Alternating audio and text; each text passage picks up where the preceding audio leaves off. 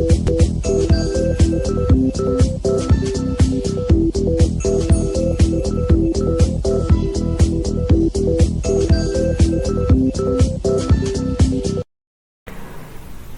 Friends, welcome to channel masters of botany again. मैं हूं आपका दोस्त विनय कुमार सिंह और इस वीडियो में मैं लेके आया हूं BSc botany semester 3 course code V040301T, paper title diploma in plant identification, utilization and ethnomedicine. Unit number first की बात करूंगा। इस यूनिट के लिए जो लेक्चर्स अलॉटेड हैं वो 7 आवर्स के अलॉटेड हैं। सिलेबस आप देखेंगे तो इसमें है आपका टैक्सोनॉमी से रिलेटेड चीजें हैं, से component of taxonomy, identification, nomenclature and classification के बारे में आपको बताना है। टैक्सोनॉमिक रिसोर्सेज जो हैं आपके, जैसे herbarium functions and important herbaria, botanical gardens, flora क्या होता है, की क्या होता है, जिसमें की 2 टाइप के होते हैं, single access and multi access keys. फिर आते हैं हम प्रिंसिपल एंड जो रूल्स हैं बॉटनिकल नॉमेनक्लेचर के अकॉर्डिंग टू द आईसीएन, उसमें आपको पढ़ने हैं ranks and names, principle of priority, binomial system, type method and author citation plus valid publication. इतनी सारी चीजें हम एक साथ इस वीडियो में कवर करने जा रहे हैं। तो चलते हैं हम टॉपिक नंबर 1 पे। सारी चीजें आपको मैं अच्छे से समझाऊंगा, ब्रीफ में समझाऊंगा, ताकि आपका ये पूरा यूनिट केवल और केवल एक सिंगल वीडियो में आपका कवर हो जाए। तो पहले पे आते हैं topic number 1, which is components of taxonomy, identification, nomenclature and classification. क्या होता है ये? आपको पता है कि टैक्सोनॉमी क्या है, इसके अंदर हम करते क्या हैं। इसमें ये एक डिसिप्लिन है जिसके अंदर हम ऑर्गेनाइज करते हैं, क्लासिफाई करते हैं लिविंग ऑर्गेनिज्म को। किसके बेसिस पे? उनके जो शेयर्ड कैरेक्टरिस्टिक्स होते हैं या एवोल्यूशनरी हिस्ट्री के बेसिस पे, ओवरऑल उनके बीच में रिलेशनशिप है कि नहीं है वो। जैसे अगर मैं सिंपल तौर पे अगर आपको बताऊं, आप कपड़ा, अगर से क्लॉथ की आप बारे में बात करते हैं, बेसिकली आप अमेजन और फ्लिपकार्ट पे जाके अगर आपको सामान खरीदना होता है, तो अगर आप उस पर सर्च करते हो क्लॉथ्स, तो क्लॉथ्स में अगर आपका कुछ ना कुछ गोल तो होता रहता होगा कि आपको कौन से कपड़े खरीदने हैं। कपड़े बहुत सारे टाइप के होते हैं। शर्ट्स आपको लेने हैं, टी शर्ट्स आपको लेने हैं, जीन्स लेना है, फॉर्मल लेना है या कुछ भी हो। लैपटॉप में अगर आप जाओ तो अगर आप लैपटॉप्स डालते हो तो डिफरेंट जो है अलग अलग कंपनियां जिनके लैपटॉप होते हैं। तो हर चीजों को कैटेगराइज करना, जो चीजें आप अमेजन या फ्लिपकार्ट पे करते हो, कुछ प्राइस और रेंज आप उसमें सेलेक्ट करते हो, इतने प्राइस रेंज का मुझे चाहिए, 5,000 तक चाहिए, 10,000 तक चाहिए, इतना मतलब i3 i4 प्रोसेसर ये सब होना चाहिए। तो ये सब जो कैटेगराइजेशन होता है चीजों का, ठीक है, based on the similar characteristic. जैसे अगर आपने वहां पे डाला 10,000 तक के मुझे लैपटॉप चाहिए, तो 10,000 के जितने लैपटॉप हो जाएंगे उनकी एक कैटेगरी बनी हुई है, वो आपका आ जाएगा। ऐसा ही जो लिविंग ऑर्गेनिज्म होते हैं उनके साथ में होता है। जितने भी लिविंग ऑर्गेनिज्म है, पहली बात उसे एनिमल किंगडम अलग हो गया, तो एनिमल का अलग फीचर होता है, प्लांट्स का अलग फीचर होते हैं। प्लांट्स में भी आप कह सकते हो कहा ये एल्गी है, ये फंजाई है, ब्रावोफाइट्स है, टेरिडोफाइट्स है, जिम्नोस्पर्म है, ये एंजियोस्पर्म है। उनके बीच में उनके कुछ कैरेक्टर होते हैं जिनके बेस में उनको अलग किया जाता है। जब आप एंजियोस्पर्म में आते हो तो उसमें भी है डाइकॉट्स है, मोनोकॉट्स है। फिर डाइकॉट्स में आओगे तो उनमें बहुत सारे ऐसे धीरे धीरे नैरो डाउन होते हुए हम एक स्पीशीज पे पहुंच जाते हैं। तो ओवरऑल यही सब जो कैटेगराइजेशन होता है ये होती है टैक्सोनॉमी।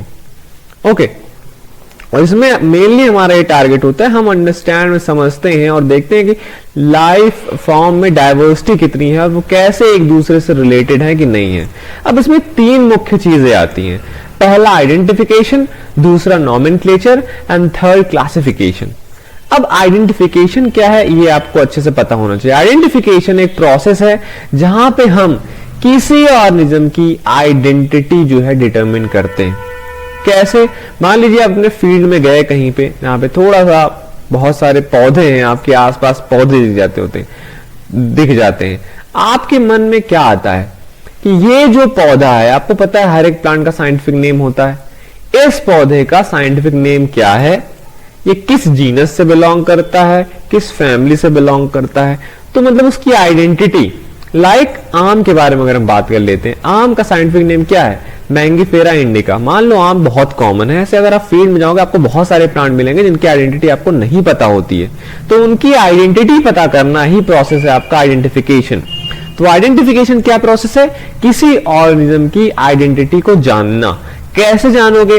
ऑब्जर्व हम करते हैं, इसके जो फिजिकल फीचर्स होते हैं कैसे दिखते हैं, आप बिहेवियर देखते हैं या जेनेटिक्स आप उनका चेक कर सकते हो, इकोलॉजिकल रोल उनका क्या होता है, और इन्हीं चीजों को आप ऑब्जर्व करोगे और फिर किसी, क्योंकि सारी चीजें नोन है, सारी स्पीशीज लगभग नोन है, और जो नोन स्पीशीज होगी उनसे आप कंपेयर करोगे इनमें से कौन सा हो सकता है। जैसे मैं अगर आपको एक फोन दे दूं, फोन को आप ऑब्जर्व करोगे पूरी तरीके से और आपको ये पहचानना है ये किसका फोन होगा, सैमसंग का फोन होगा या रेडमी का फोन होगा, रियलमी का फोन होगा, एप्पल का फोन होगा। तो आप उस फोन को देखना तो आपको पड़ेगा कि मैं बोलूं हाँ मेरे पॉकेट में है फोन, आप बताइए कि कौन सा फोन है, ऐसा तो काम चलेगा नहीं। आपको फोन देखना होगा, आप उसके फीचर्स देखो जहां जहां सारी चीजें, तो उससे आप बता। ऐसे ही प्लांट का भी है, उनके हम सारी चीजों को देखते हैं और फिर हम उसकी आइडेंटिटी कंफर्म करते हैं।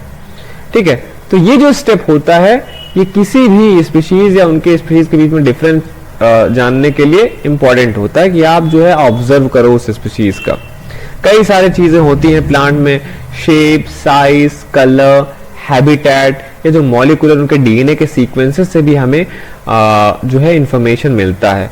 मॉर्फोलॉजिकल फीचर्स में अगर आप आते हैं जैसे लीफ का शेप हो गया, फ्लावर का कैसा स्ट्रक्चर है, जैसे कुछ पॉलीपेटली, गेमोपेटली आपने पढ़ा होगा। बॉडी के पैटर्न जो हो जाए उनके बेसिस पे हम आइडेंटिफाई करते हैं प्लांट और एनिमल्स को। एक बार जब हम किसी प्लांट का कैरेक्टरिस्टिक जो भी है ऑब्जर्व कर लेते हैं तो उनका कंपैरिजन कहाँ पे आप करोगे? उसके लिए फील्ड गाइड्स होते हैं, फ्लोरा होते हैं, जो भी मैं आपको बताऊंगा इस लेक्चर में, और डेटा बेसेस हैं जहां आप उनको कंपेयर करते हो। इससे हमें क्या पता चल जाता है? उसकी आइडेंटिटी। तो ये हुआ आपका प्रोसेस आइडेंटिफिकेशन का। सेकेंड हम आते हैं पार्ट पे, विच इज नॉमेनक्लेचर। नॉमेनक्लेचर क्या है?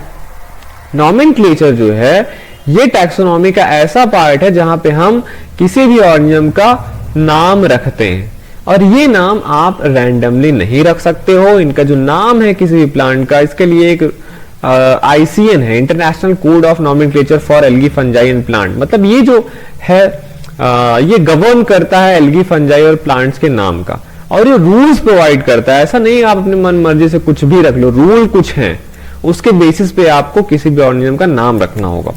ठीक, जैसे आपने किसी प्लांट को देखा, आइडेंटिफाई करा, बहुत सारे ऐसे नई स्पीशीज हर साल जो है वो किए जाते हैं, बनाए जाते हैं, क्योंकि अभी पूरी अर्थ का तो स्पीशीज खोजे नहीं गए हैं। पहला बात तो मान लो खोजी हुई स्पीशीज होंगी, तो आपने किसी प्लांट को देखा, आपने उसके कैरेक्टर ऑब्जर्व किए और आपको पता चला अच्छा ये वाला तो ये प्लांट है। तो ये हुआ प्रोसेस आइडेंटिफिकेशन। अगर वो प्लांट जो है किसी से ना मैच करे तो उस प्लांट को हमें पब्लिश करना पड़ता है, बताना पड़ता है कि ये नया प्लांट है इस दुनिया के लिए। अभी आप लोग मान लो बच्चे हो, स्टूडेंट हो, आपको इतना नहीं है, बाकी जो रिसर्चर्स हैं जो रिसर्च करते हैं वो यही काम करते हैं। ठीक है, अब ये जो साइंटिफिक नेम होता है, मतलब इस प्लांट का अब आपको साइंटिफिक नेम तो रखना पड़ेगा। जैसे मैंगीफेरा इंडिका है, किसी ने रखा है उसे मैंगीफेरा इंडिका, आप नाम पढ़ोगे मैंगीफेरा इंडिका लिखा होगा, लास्ट में एल लिखा होता है, तो उसको लिनियस ने दिया था। ऐसे ही आजकल जो भी नाम पब्लिश होता है, जिसने उसको डिस्कवर की होती है, उसका नाम वहां पे लिखा हुआ होता है। तो अगर आपको नाम रखना होगा तो वहां पे किसी प्लांट का, तो नाम आपको दो बायनोमियल सिस्टम को फॉलो करना पड़ता है। मतलब एक जीनस का नाम आप बताओगे और फिर स्पीशीज का नाम आप बताओगे। जीनस का नाम जो है उसका फर्स्ट लेटर जो है कैपिटलाइज्ड होता है और स्पीशीज का जो है लोअर केस में होता है। जैसे कि पाइसम सटाइवम आपने नाम सुना है, किसका ये नाम है? मटर का।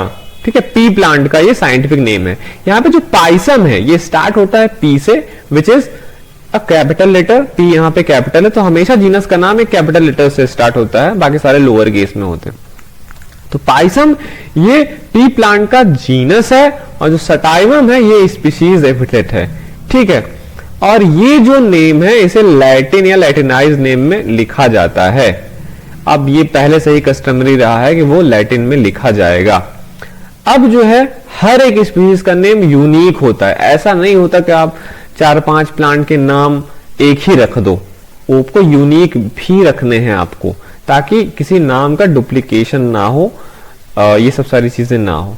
जो ऑथर उस स्पीशीज को वैलिडली पब्लिश करता है, वैलिडली पब्लिश का मतलब एक तो पब्लिश करना हुआ, वैलिडली पब्लिश का मतलब हुआ वैलिड रूप से, जो आईसीएन का रूल है जब आप उसको मान के पब्लिश करोगे तो वो वैलिडली पब्लिश माना जाएगा। तो वहां पे साइट किया जाता है उस ऑथर का नेम भी जिसने उसको पब्लिश किया होता है। जैसे मैंगीफेरा इंडिका आपने लिखा तो मैंगीफेरा जीनस का नाम हो गया, स्पीशीज का नाम इंडिका, जो एल यहाँ पे होता है ये क्या है, ऑथर, ऑथर के बारे में लिखा जा रहा है, लिनियस ने इसको पब्लिश किया था। जैसे कि क्वेरकस रोबर का आप एग्जांपल लीजिए, इसको भी लिनियस, यहाँ पे एल जो है कैरोलस लिनियस के लिए, क्योंकि इस प्लांट को लिनियस ने डिस्कवर करा था। थर्ड पार्ट पे आते हैं क्लासिफिकेशन। क्लासिफिकेशन एक प्रोसेस है, आइडेंटिफिकेशन हो गया, मैंने आपको नॉमेनक्लेचर बता दिया। थर्ड क्लासिफाई आप कैसे करते हो। क्लासिफिकेशन एक प्रोसेस है जहां पे हम किसी एक ऑर्गेनिज्म को उनके हायरार्किकल ग्रुप में क्या करते हैं, ऑर्गेनाइज करते हैं बेस्ड ऑन कि वो क्या कैरेक्टर शो करते हैं या उनका क्या इवोल्यूशनरी रिलेशनशिप रहा है या जो जेनेटिक में उनके सिमिलरिटी देखने को मिलता है।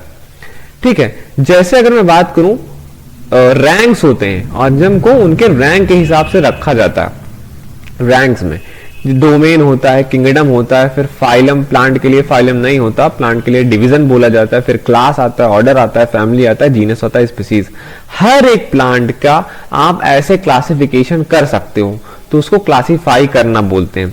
जैसे पाइसम सटाइवम की मैं बात कर लूं, पाइसम सटाइवम क्या हुआ, ये जीनस का नाम, ये स्पीशीज का नाम। अब पाइसम सटाइवम अगर आप पूछोगे इसका क्लासिफिकेशन क्या होगा, पहले तो आपको बताया जाएगा कि Pisum sativum belongs to family Fabaceae. Fabaceae जो है ये ऑर्डर फैबेसी से बिलोंग करता है। ऑर्डर फैबेसी आता है किसके अंदर, क्लास मैग्नोलॉप्सिडा, जिसका फॉर्मल नाम है डाइकोटिलिडन्स, और ये इंटर्न मैग्नोलियोफाइटा या एंजियोस्पर्म से बिलोंग करता है। और एंजियोस्पर्म बिलोंग करता है प्लांटी से, और प्लांटी बिलोंग करता है यूकैरिया। इसके ऑपोजिट डोमेन जैसे यूकैरिया है, इसके अपोजिट का जैसे यूकैरियोट्स होते हैं। तो यूकैरियोट्स के अंदर बहुत सारे आते हैं, प्लांट्स भी हो सकते हैं, एनिमल्स भी आते हैं, लेकिन ये किसका है, प्लांट का है। प्लांट में भी कई सारे ब्रायोफाइट, टेरिडोफाइट, जिम्नोस्पर्म, एंजियोस्पर्म, लेकिन ये पाइसम सटाइवम एंजियोस्पर्म का है।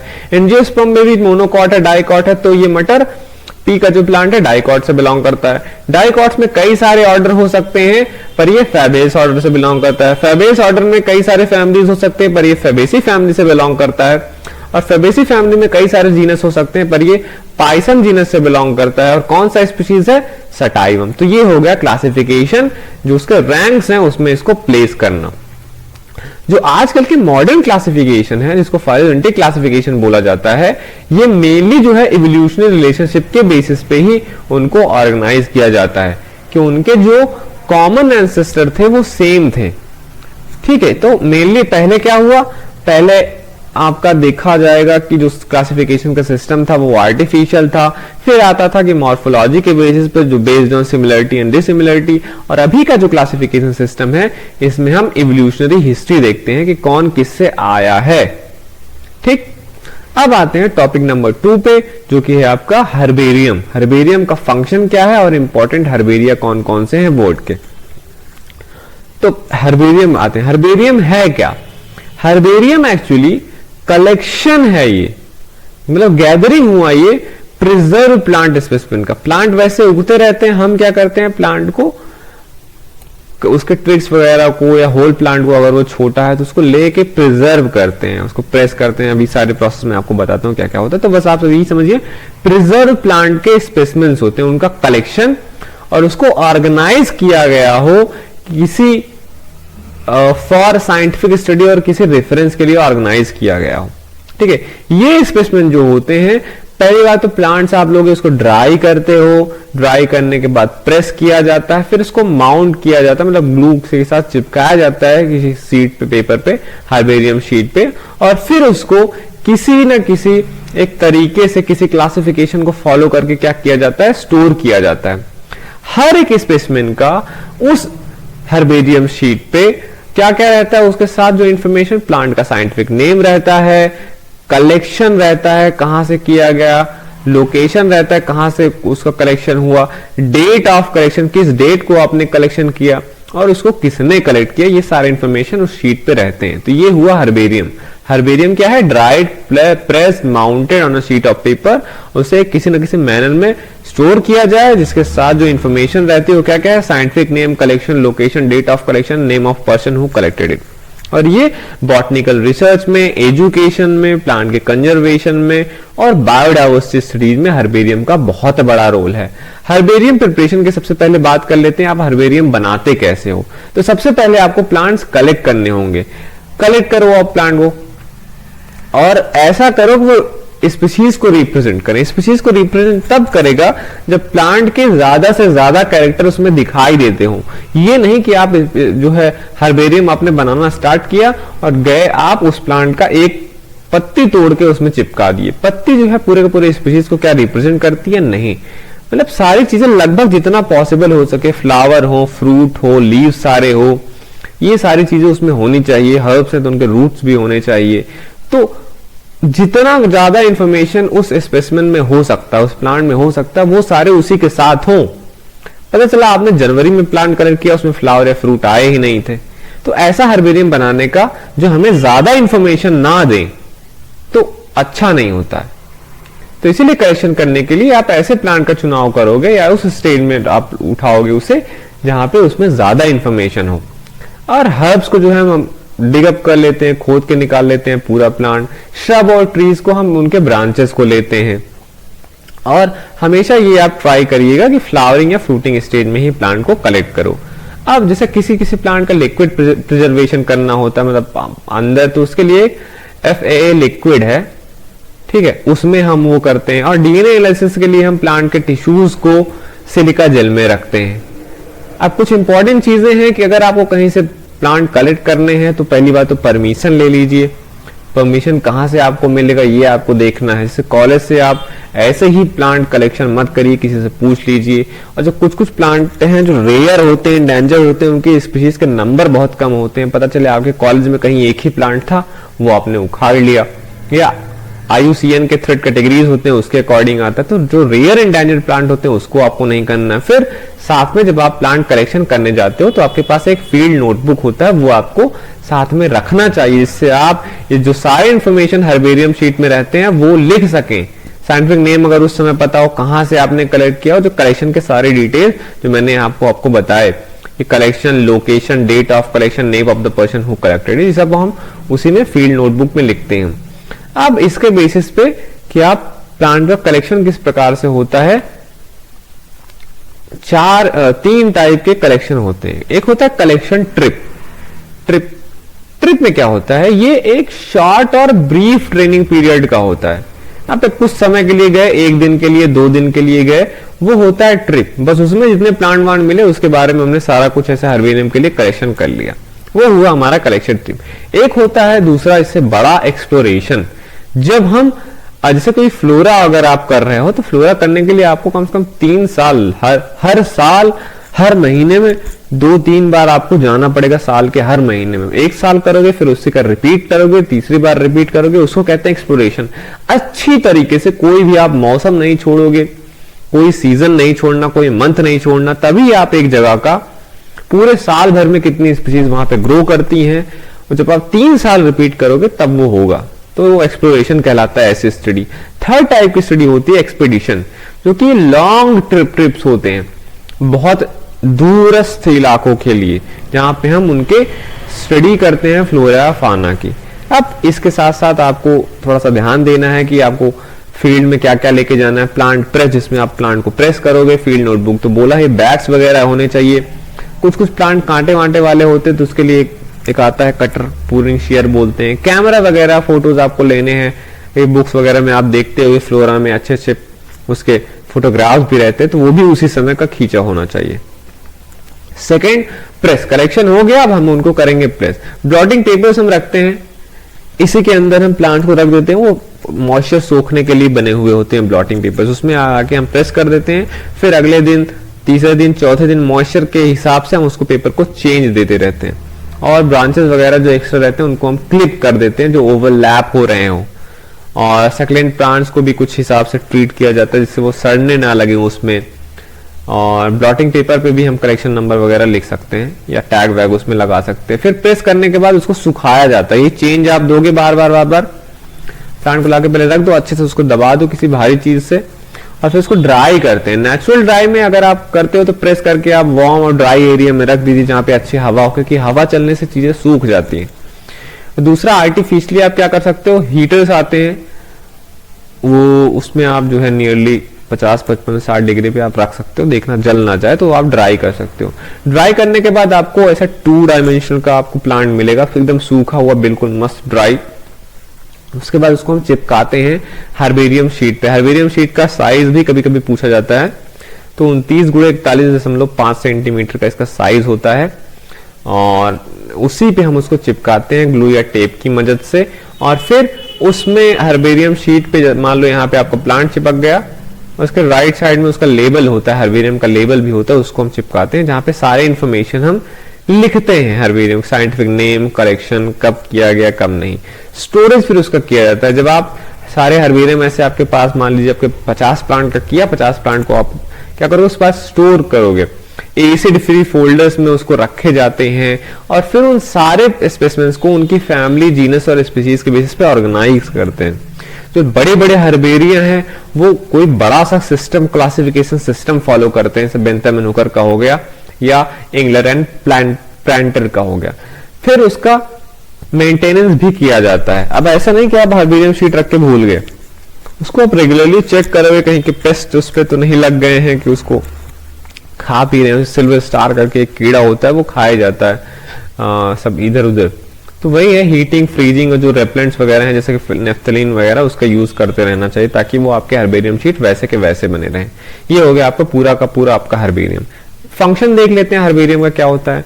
हर्बेरियम जो होता है ये बॉटनिकल रिसर्च के लिए, प्लांट आइडेंटिफिकेशन, क्लासिफिकेशन, डॉक्यूमेंटेशन के लिए बहुत इंपॉर्टेंट होता है। जो मेन जो है इसके यूजेस हैं, वो पहली बात तो हो गया फ्लोरा का डेवलपमेंट करना, मैनुअल्स का बनाना या मोनोग्राफ का बनाना। हर्बेरियम जो होते हैं इनकी मदद से आप किसी एक जगह का क्या कर सकते हैं, फ्लोरा तो बनाने में मदद ही करता है, मैनुअल मोनोग्राफ भी बनाने में मदद करता है। इससे हम किसी प्लांट का इवोल्यूशन देख सकते हैं, डिस्ट्रीब्यूशन देख सकते हैं, कहाँ कहाँ पाए जाते हैं, क्योंकि इसमें प्लेस वगैरह सब लिखा होता है, और उनके मदद से हम फ्लोरा वगैरह बनाते हैं, मैनुअल बनाते हैं। फ्लोरा क्या होते हैं, ये कंप्रहेंसिव बुक या डॉक्यूमेंट होते हैं जहाँ पे लिखा जाता है किसी एक स्पेसिफिक रीजन में, जैसे मान लीजिए कोई कॉलेज हो गया, उसके कैंपस के अंदर कितने प्लांट्स हैं, और फिर उनका आइडेंटिफिकेशन कैसे किया जाए, वो कॉलेज में कहाँ कहाँ डिस्ट्रीब्यूटेड है। एक बड़ा एरिया भी हो सकता है फ्लोरा, कोई डिस्ट्रिक्ट भी हो सकता है।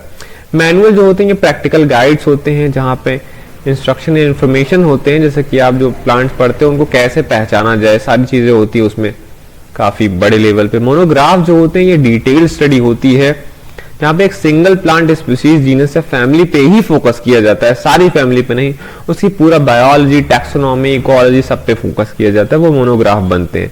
तो इनमें हर्बेरियम की मदद से, क्योंकि जब हर्बेरियम रखा होगा उसी लोकेलिटी में बहुत सारे लोगों ने कलेक्ट किया होगा, तो उससे पता चलता है कि हाँ इन्होंने ये कलेक्ट किया था, इस वजह से यहाँ पे ये प्लांट पाए जाते हैं। फिर हर्बेरियम की मदद से हम ट्रेनिंग भी देते हैं, इससे जो स्टूडेंट्स होते हैं उनको ट्रेन भी किया जा सकता है, देखो कि ऐसे हर्बेरियम बनाए जाते हैं, रिसर्चर्स को भी ट्रेन किया जा सकता है। और फिर उसके बाद आइडेंटिफिकेशन में भी हेल्प करता है। आप कोई प्लांट लाए, मतलब जैसे कि कहीं ग्रो कर रहा है, उसको तोड़ के लाके हर्बेरियम से मैच कर सकते हो, क्योंकि हर्बेरियम सूख भले जाता है पर उसका लीफ वगैरह, फ्लावर कैसा, वो तो सब उसमें दिखता रहता है, जिससे आप आइडेंटिफिकेशन में भी वो हेल्प करता है। फिर जियोग्राफिकल डिस्ट्रीब्यूशन इंफॉर्मेशन भी देता है। मान लो ऐसे पूरे वर्ल्ड में हर जगह प्लांट रखे हुए हैं, कोई आएगा देखेगा हाँ ये वाला प्लांट यहाँ पे मिलता है, यहाँ जैसे आप इंडिया की बात करें, अलग अलग स्टेट के हर्बेरियम में जमा रहता है, वहां पे देखते हैं हाँ ये प्लांट जो है जम्मू कश्मीर में भी पाया जाता है, सिक्किम में भी पाया जाता है, यूपी में भी है, राजस्थान में भी है, गुजरात में है, और बाकी के सारे हिस्सों में नहीं पाया जाता। तो इसका मतलब हर्बेरियम कलेक्शन के बेस पे आप प्लांट का डिस्ट्रीब्यूशन भी बता सकते हो। नेक्स्ट, प्रिजर्वेशन करता है ये वाउचर स्पेसिमेन का। जब भी नई स्पीशीज डिस्कवर होती है तो नई स्पीशीज कहाँ है उसका एक फिजिकल प्रूफ चाहिए होता है, तो उसका हर्बेरियम बना के वो जमा होता है, तो उससे हमें पता चलता है हाँ ये स्पीशीज डिस्कवर हुई थी और उसका ये फिजिकल रखा हुआ, ये देख लीजिए ये प्लांट है, तो एक प्रूफ के तरीके से रहता है। इंपॉर्टेंट हर्बेरिया की बात कर लें अगर वर्ल्ड में, तो लगभग पूरे वर्ल्ड में 3000 हर्बेरिया हैं आज के, और ये पब्लिश करता है इंडेक्स हर्बेरियम, हर्बेरियोरम जो है पब्लिश करता है। और कलेक्टिवली अगर वर्ल्ड के हर्बेरिया की बात कर लें तो लगभग आप इसे गिन लीजिए कितना है,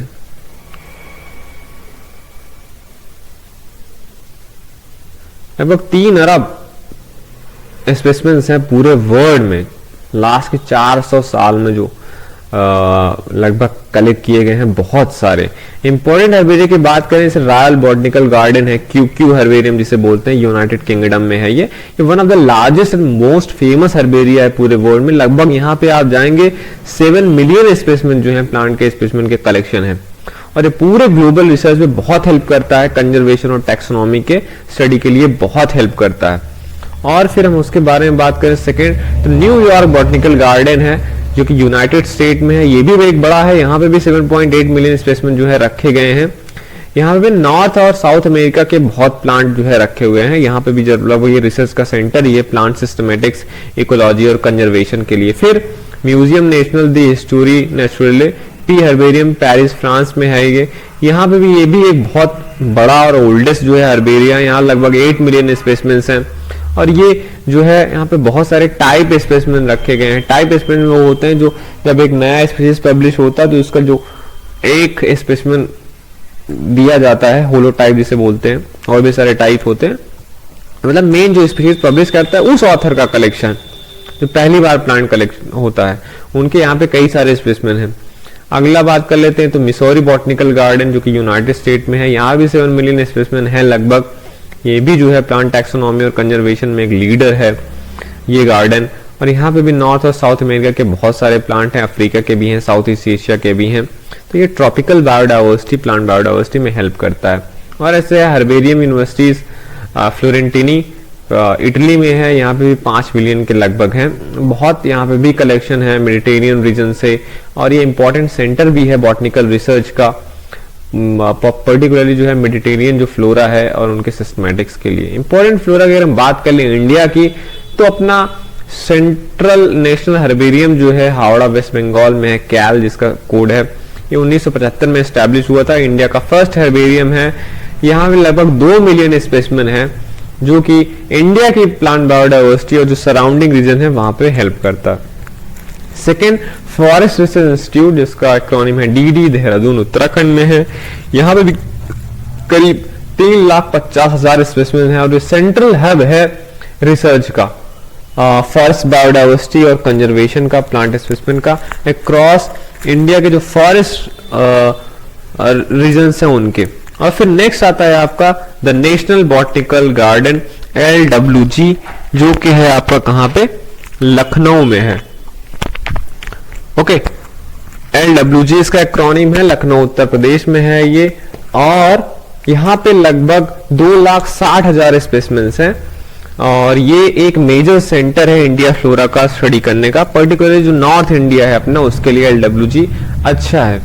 और फिर आते हैं ब्लैटर हर्बेरियम जो कि मुंबई महाराष्ट्र में है। यहाँ भी लगभग जो है 2 लाख के करीब स्पेसिमेन है और यहाँ पे बहुत सारे जो वेस्टर्न इंडिया है उसके बहुत सारे यहाँ पे स्पेसिमेन जो है जमा है, जैसे कि फ्लोरा ऑफ वेस्टर्न घाट्स वगैरह हो गए। नेक्स्ट आते हैं टॉपिक नंबर 3 पे, बॉटनिकल गार्डन्स जो कि है आपका। बॉटनिकल गार्डन्स के बारे में अगर हम बात करें तो बॉटनिकल गार्डन है क्या, ये एक स्पेशलाइज्ड वेल मेंटेन्ड एरिया होते हैं जहां पे प्लांट्स को कल्टीवेट किया जाता है और वहां पे डिस्प्ले किया जाता है। देखिए कितने डाइवर्स कलेक्शन के प्लांट स्पीशीज हैं, ये डेवलप किए जाते हैं, ये नेचुरल नहीं होते, इसे बनाया जाता है। वहां पे बहुत सारे फैमिली के बहुत सारे मेडिसिनल प्लांट, इस तरीके के बहुत सारे प्लांट होते हैं जो रिसर्च में भी हेल्प करते हैं, प्लांट के कंजर्वेशन में भी हेल्प करते हैं और पढ़ाने लिखाने में भी हेल्प करते हैं। पब्लिक के एनवायरमेंट के लिए भी ये हेल्प करते हैं, मतलब घूमने के लिए आप वहां पे जाकर देख सकते हो कितने तरह के प्लांट होते हैं। तो इसी पर्पज से बॉटनिकल गार्डन बनाया जाता है। तो एक तरीके का ये लिविंग म्यूजियम होता है, एक म्यूजियम होता है डेड चीजों का, एक होता है लिविंग म्यूजियम, ठीक है। और ये जो है किसी टैक्सोनॉमिक, जियोग्राफिक या इकोलॉजिकल थीम पे ही बनाया जाता है और इसे प्लांट कंजर्वेशन और इन्वायरमेंटल अवेयरनेस को बढ़ावा मिलता है। इंपॉर्टेंट अगर बॉटनिकल गार्डन्स की बात कर लें तो रॉयल बॉटनिकल गार्डन की जो कि यूनाइटेड किंगडम है, ये one of the largest and most famous botanical garden है पूरे वर्ल्ड में और बहुत यहाँ पे प्लांट का कलेक्शन है जो कि ग्लोबल रिसर्च में हेल्प करता है। लगभग यहाँ पे 30,000 स्पीशीज हैं प्लांट के और बहुत सारे रेयर और इंडेंजर्ड प्लांट हैं, ठीक है। तो बहुत सारे रिसर्च प्रोजेक्ट जो है प्लांट टैक्सोनॉमी, कंजर्वेशन और क्लाइमेट चेंज का यहाँ पे चलते रहते हैं। सेकंड, न्यूयॉर्क बॉटनिकल गार्डन जो कि यूनाइटेड स्टेट में है, ये भी एक मेजर सेंटर है प्लांट रिसर्च कंजर्वेशन का। यहाँ पे भी जो है वास्ट कलेक्शन है, बहुत सारा कलेक्शन है यहाँ पे, और यहाँ पे लगभग 1 मिलियन प्लांट स्पेसिमेन है। बहुत सारे रेयर एंडेंजर्ड यहाँ पे भी हैं, और यहाँ पे बहुत सारे तरीके के प्रोजेक्ट्स चलते हैं प्लांट टैक्सोनॉमी कंजर्वेशन और क्लाइमेट चेंज के। Third, Indian botanical garden Kolkata, India की बात कर लेते हैं। ये भी अपना एक ग्रेट बनियान ट्री है यहाँ पे, जो कि बहुत बृहद फैला हुआ है, उसकी वजह से बहुत पॉपुलर है ये। यहाँ पे बहुत सारे जो है डाइवर्स तरीके के प्लांट मौजूद हैं। लगभग 12,000 प्लांट स्पेसिमेन है यहाँ पे। बहुत सारे रेयर और एंडेंजर्ड स्पीशीज हैं जो आपने कहीं देखा नहीं होगा, ये भी आप यहाँ पे जा सकते हैं। और यहाँ पे भी बहुत सारे रिसर्च प्रोजेक्ट सेम है जैसे कि और जगह है। बॉटनिकल गार्डन के रोल के बारे में बात कर लेते हैं, तो सबसे पहला रोल यही है कि एस्थेटिक वैल्यू, ये विजुअली अपीलिंग होता है, बहुत सारे विजिटर्स को अट्रैक्ट करता है, जिनको गार्डन्स वगैरह या प्लांट में बहुत शौक हो। प्लांट्स हमेशा से सबको अच्छे लगते हैं, सभी अपने घर में रखते हैं, क्योंकि यहाँ पे डाइवर्स प्लांट स्पीशीज है जो आप कॉमनली आपने देखा नहीं होगा। और यहाँ पे ग्रेट बनियान ट्री है, उसकी वजह से ये और फेमस है। फिर रिसर्च मटेरियल की तरीके से भी हेल्प करता है, क्योंकि यहाँ पे जो बहुत वाइड रेंज के प्लांट स्पीशीज होने की वजह से तो रिच सोर्स मटेरियल होता है साइंटिफिक रिसर्च के लिए। तो आप यहाँ पे जो है प्लांट की स्टडी भी कर सकते हो। एजुकेशन के पर्पज से भी है, बहुत सारे बच्चे स्कूल वगैरह इधर उधर से घूमने जाते हैं, और फिर टीचिंग या सेल्फ ट्रेनिंग के लिए भी हेल्प करता है। रिसर्च प्रोजेक्ट्स जो हैं वो भी यहाँ पे बहुत चलते हैं। एनाटॉमी, साइटोलॉजी, फाइटोकेमिस्ट्री, इकोलॉजी, इन सब में भी ये जो है बॉटनिकल गार्डन्स हेल्प करते हैं। कंजर्वेशन के भी लिहाज से ये बहुत इंपॉर्टेंट है कि यहाँ पे जो है प्लांट्स का जो रेयर और इंडेंजर्ड प्लांट स्पीशीज हैं जो लगभग वाइल्ड में लगभग ना पाए जाते हैं या कहीं भी लोग देखते नहीं, उनका कल्टीवेशन किया जाता है। सीड एक्सचेंज में भी ये हेल्प करते हैं। पूरे वर्ल्ड में लगभग 500 बॉटनिकल गार्डन है जो कि सीड एक्सचेंज करते हैं एक दूसरे से। जैसे आप ही को अभी आप इधर उधर प्लांट नर्सरी से खरीदते हो, कोई 100 रुपए का है, कोई 500 का, 1000 का है। अगर आपको फ्री में कोई सीड दे कि हाँ ये लीजिए, ये यूनिक प्लांट्स है जो कहीं पे होते नहीं है, इनके 50 प्लांट के मैं आपको सीड दे रहा हूं, तो आप कितना खुश होंगे। जैसे सीड एक्सचेंज भी होता रहता है। फिर हर्बेरिया एंड लाइब्रेरीज भी हैं, बॉटनिकल गार्डन है जहाँ पे उनके हर्बेरिया है, उनकी लाइब्रेरी है, तो टैक्सोनॉमिक रिसर्च के लिए बहुत अच्छा हो जाता है। पब्लिक सर्विसेज जो हैं जैसे कि प्लांट आइडेंटिफिकेशन वगैरह, या अगर प्रोपेगेशन टेक्निक आपको सीखना हो, या प्लांट मटेरियल के सेल या एक्सचेंज के लिए भी ये लोग ये सब पब्लिक सर्विस देते हैं। तो ये था पूरा बॉटनिकल गार्डन का रोल। टॉपिक नंबर 4 पे हम आते हैं, फ्लोरा के बारे में जान लेते हैं। फ्लोरा होता क्या है? देखो, एक होता है फ्लोरा जो स्मॉल एफ से शुरू होता है, एक होता है एफ जो कैपिटल एफ से शुरू होता है। फ्लोरा ये अलग चीज है, ये कहीं एक स्थान का सारे प्लांट उनको फ्लोरा बोला जाता है। ये जो फ्लोरा कैपिटल एफ से स्टार्ट होता है ये बुक होता है, तो वही बुक की बात हो रही है। फ्लोरा क्या होता है? कंप्रहेंसिव डॉक्यूमेंट होता है या बुक होता है जहां पे डिटेल्ड इंफॉर्मेशन होता है प्लांट स्पीशीज का, जो कि पाए जाते हैं किसी एक स्पेसिफिक जियोग्राफिकल रीजन में या किसी हैबिटेट में। हैबिटेट कोई भी हो सकता है, ठीक है। मतलब जैसे आप कह लीजिए वाइल्ड लाइफ सेंचुरी हो गया, या कोई नेशनल पार्क हो गया, या जियोग्राफिक रीजन में आप कोई स्टेट हो गया या डिस्ट्रिक्ट हो गया, उस हिसाब से हम फ्लोरा बनाते हैं। ये जो है इसके अंदर फ्लोरा के अंदर होता क्या है, अगर आप बुक खोलोगे तो आप देखोगे हर एक स्पीशीज का जो कि उस हैबिटेट में पाए जाते हैं उनका डिस्क्रिप्शन होगा। पूरा हर्ब शर्ब ट्री है क्या है, stem, leaf, inflorescence, flower, fruit, seed के बारे में, और उसका इलस्ट्रेशन भी होगा। इलस्ट्रेशन मतलब हाथ से बनाई गई ड्राइंग वो कैसे दिखते हैं, या आजकल उनके जगह पे फोटोग्राफ्स आदमी लगाता है। और फिर कीज होते हैं, डाइकोटोमस कीज होते हैं, की भी मैं आपको पढ़ाऊंगा कि डाइकोटोमस कीज क्या होते हैं। उस की के बेसिस पे आप प्लांट्स को पहचानते हो कि कौन सा जीनस है या कौन सा स्पीशीज है, और फिर उस हैबिटेट में या उस जियोग्राफिकल रीजन पे उसका डिस्ट्रीब्यूशन। इकोलॉजी बताते हैं किस एरिया में पाया जाता है, उनके साथ में कौन स्पीशीज ग्रो करते हैं, उनकी टैक्सोनॉमी, मतलब सारी चीजें उस बुक में इंक्लूड रहते हैं। मतलब होल उस एक स्पेसिफिक जियोग्राफिकल रीजन में या उस हैबिटेट में उस स्पीशीज के बारे में पूरा चीजें, फोटोग्राफ्स, डिस्क्रिप्शन, इलस्ट्रेशन, की डिटेल्स, उनका डिस्ट्रीब्यूशन कहाँ पे, जिससे आप उस प्लांट को पहचान सकें। अगर आप उस एरिया में जाते हो, कोई आपको प्लांट पहचानना हो, तो उस बुक का यूज करके आप आराम से पहचान सकते हो। ये जो है एक अच्छा रिसोर्स प्रोवाइड करता है बॉटनिस्ट को, इकोलॉजिस्ट को, कंजर्वेशनिस्ट जो है कि हाँ किसको कंजर्व करना चाहिए किसको नहीं, और जो प्लांट बायोडाइवर्सिटी में एंगेज रहते हैं उन सारे रिसर्चर्स के लिए बहुत इंपॉर्टेंट होता है ये फ्लोरा। पर्पस क्या होता है फ्लोरा का, फ्लोरा क्यों बनाया जाता है? तो जो प्राइमरी फोकस है पर्पस है फ्लोरा का, तो पहली बात तो यही है कि वो डॉक्यूमेंट करना, डिस्क्राइब करना कि एक जो पर्टिकुलर रीजन है, इकोसिस्टम में जो प्लांट पाए जाते हैं। अब सबसे बड़ा चीज तो होता है कि पहली बात तो उस जगह का स्पीशीज का पूरा कैटलॉग बन जाता है कि कौन कौन से स्पीशीज उस एरिया में पाए जाते हैं, तो वहां का एक तरीके का बायोडाइवर्सिटी पता चलता है। सेकेंड थिंग कि आइडेंटिफिकेशन टूल की तरीके से फ्लोराज हेल्प करते हैं, जहां पे जो डिस्क्रिप्शन है, इलस्ट्रेशन है, कीज वगैरह दी गई है, तो आप उस रीजन का कोई भी केवल लिस्ट ही नहीं, आप उस प्लांट किसी भी पौधे को उठा लो, आप उस बुक की मदद से आप उनको पहचान भी सकते हो, जो कि हेल्प करता है साइंटिस्ट का, स्टूडेंट्स का भी, और जो नेचुरलिस्ट हैं उनको भी। थर्ड, प्लांट का डिस्ट्रीब्यूशन रिकॉर्ड करने में, उस एरिया में प्लांट वो कहाँ डिस्ट्रीब्यूटेड है, क्योंकि उसमें लिखा हुआ होता है ये इस जगह पे पाए जाते हैं, इस जगह पे पाए जाते हैं, तो जियोग्राफिकल डिस्ट्रीब्यूशन भी होता है। फोर्थ, कंजर्वेशन जो इफेक्ट्स होते हैं, क्योंकि जब स्टडी होती है उसमें पता चलता है कौन से प्लांट रेयर हैं, कौन से बहुत ज्यादा फ्रीक्वेंट हैं, कौन से यहाँ पे कोई इंडेंजर प्लांट तो नहीं है, रेयर प्लांट तो नहीं है।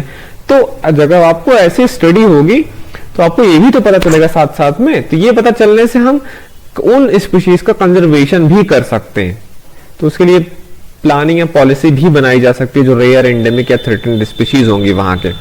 फिर जो इकोलॉजिकल या बॉटनिकल रिसर्च है उनके लिए एक गाइड की तरीके से काम करता है, क्योंकि वहां के प्लांट बायोडाइवर्सिटी, इकोलॉजिकल इंटरैक्शंस और जो इवोल्यूशनरी रिलेशनशिप है उस स्पेसिफिक रीजन में उनको वो जान सके। कंपोनेंट क्या क्या होते हैं ये मैंने आउटलाइन बता ही दिया था। पहले तो स्पीशीज का डिस्क्रिप्शन होना, एक स्पीशीज का पूरा डिस्क्रिप्शन, उनके मॉर्फोलॉजिकल कैरेक्टर के बारे में लिखा होता है, जैसे साइज, शेप, कलर, उनके लीफ का स्ट्रक्चर, फ्लावर का स्ट्रक्चर, फ्रूट का स्ट्रक्चर, और जो भी पार्ट्स है पूरे प्लांट का वहां पे डिस्क्रिप्शन दिया होता है, और फिर उन डिस्क्रिप्शन की मदद से आप सिमिलर प्लांट्स को पहचान सकते हैं जो कि उस एरिया में है।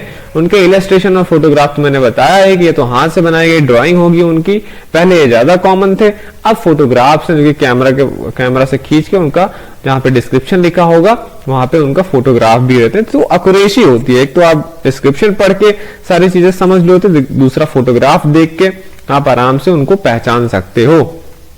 थर्ड, आइडेंटिफिकेशन की मदद से, जो कि सिंगल एक्सेस की, मल्टी एक्सेस की अभी मैं आपको पढ़ाने ही जा रहा हूं कुछ देर में, तो उनकी मदद से वो आप आराम से पहचान सकते हो कौन सा स्पीशीज ये है या कौन सा जीनस है, वो आप आराम से पहचान लेते हो, क्योंकि की जो होते हैं उसमें स्टेप बाय स्टेप होता है कंपैरिजन का, दो स्पीशीज या दो जीनस के बीच में कंपैरिजन या कॉन्ट्रास्टिंग कैरेक्टर्स होते हैं जिनकी मदद से आप एक करेक्ट स्पीशीज को आप पहचान सकते हो।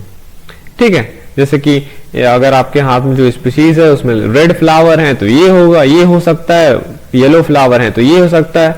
अब येलो फ्लावर है तो उसमें भी वहां पे 2-3 प्लांट हैं, तो उनके बीच में की बना होता है, येलो फ्लावर है, लीफ उनका अपोजिट है, अल्टरनेट है, दो और है प्लांट, तो उस अल्टरनेट में आप कैसे पहचानोगे? मान लो किसी में मिल्क की लैटेक्स निकलता है, दूसरे में नहीं निकलता है, तो उससे हम एक करेक्ट स्पीशीज को पहचान सकते हैं। उसके बाद डिस्ट्रीब्यूशन डेटा भी मैंने आपको बताया है कि वहां पे बताया जाता है कि कहाँ पे उस जगह पे पाए जाते हैं, तो मैप वगैरह भी बनते हैं उसके साथ कि वो वाइड स्प्रेड है, एंडेमिक है या रेयर है, तो डिस्ट्रीब्यूशन डेटा भी हमें मिल जाता है फ्लोरा से। फिर हैबिटेट या उन स्पीशीज का इकोलॉजिकल इंफॉर्मेशन मिलता है कि वो किस जगह पे रहते हैं। जैसे किसी एरिया में, किसी एक डिस्ट्रिक्ट का अगर आप फ्लोरा लिख रहे हैं तो डिस्ट्रिक्ट में तो बहुत सारी चीजें आएंगी, ड्राई जगह भी आएंगी, एक्वाटिक चीजें भी आएंगी, तो किस तरीके के एनवायरनमेंट में वो प्लांट ग्रो करते हैं, ये इन सब पे भी हमें क्या मिलता है? इंफॉर्मेशन मिलता है। देखिए सॉइल प्रेफरेंसेस, किस तरीके के सॉइल में ग्रो करते हैं, क्लाइमेट टॉलरेंस है कि नहीं है, एल्टीट्यूड रेंज किस ऊंचाई पे पाए जाते हैं, और उनका रिलेशनशिप क्या होता है अदर ऑर्गेनिज्म से, जैसे पॉलिनेटर्स हो गए उनके, या हर्बीवोर जो हो गए, कौन कौन से वहाँ पे एनिमल है जो उन पे फीड करते हैं, ये सब भी वहाँ पे इंफॉर्मेशन आपको मिल जाता है।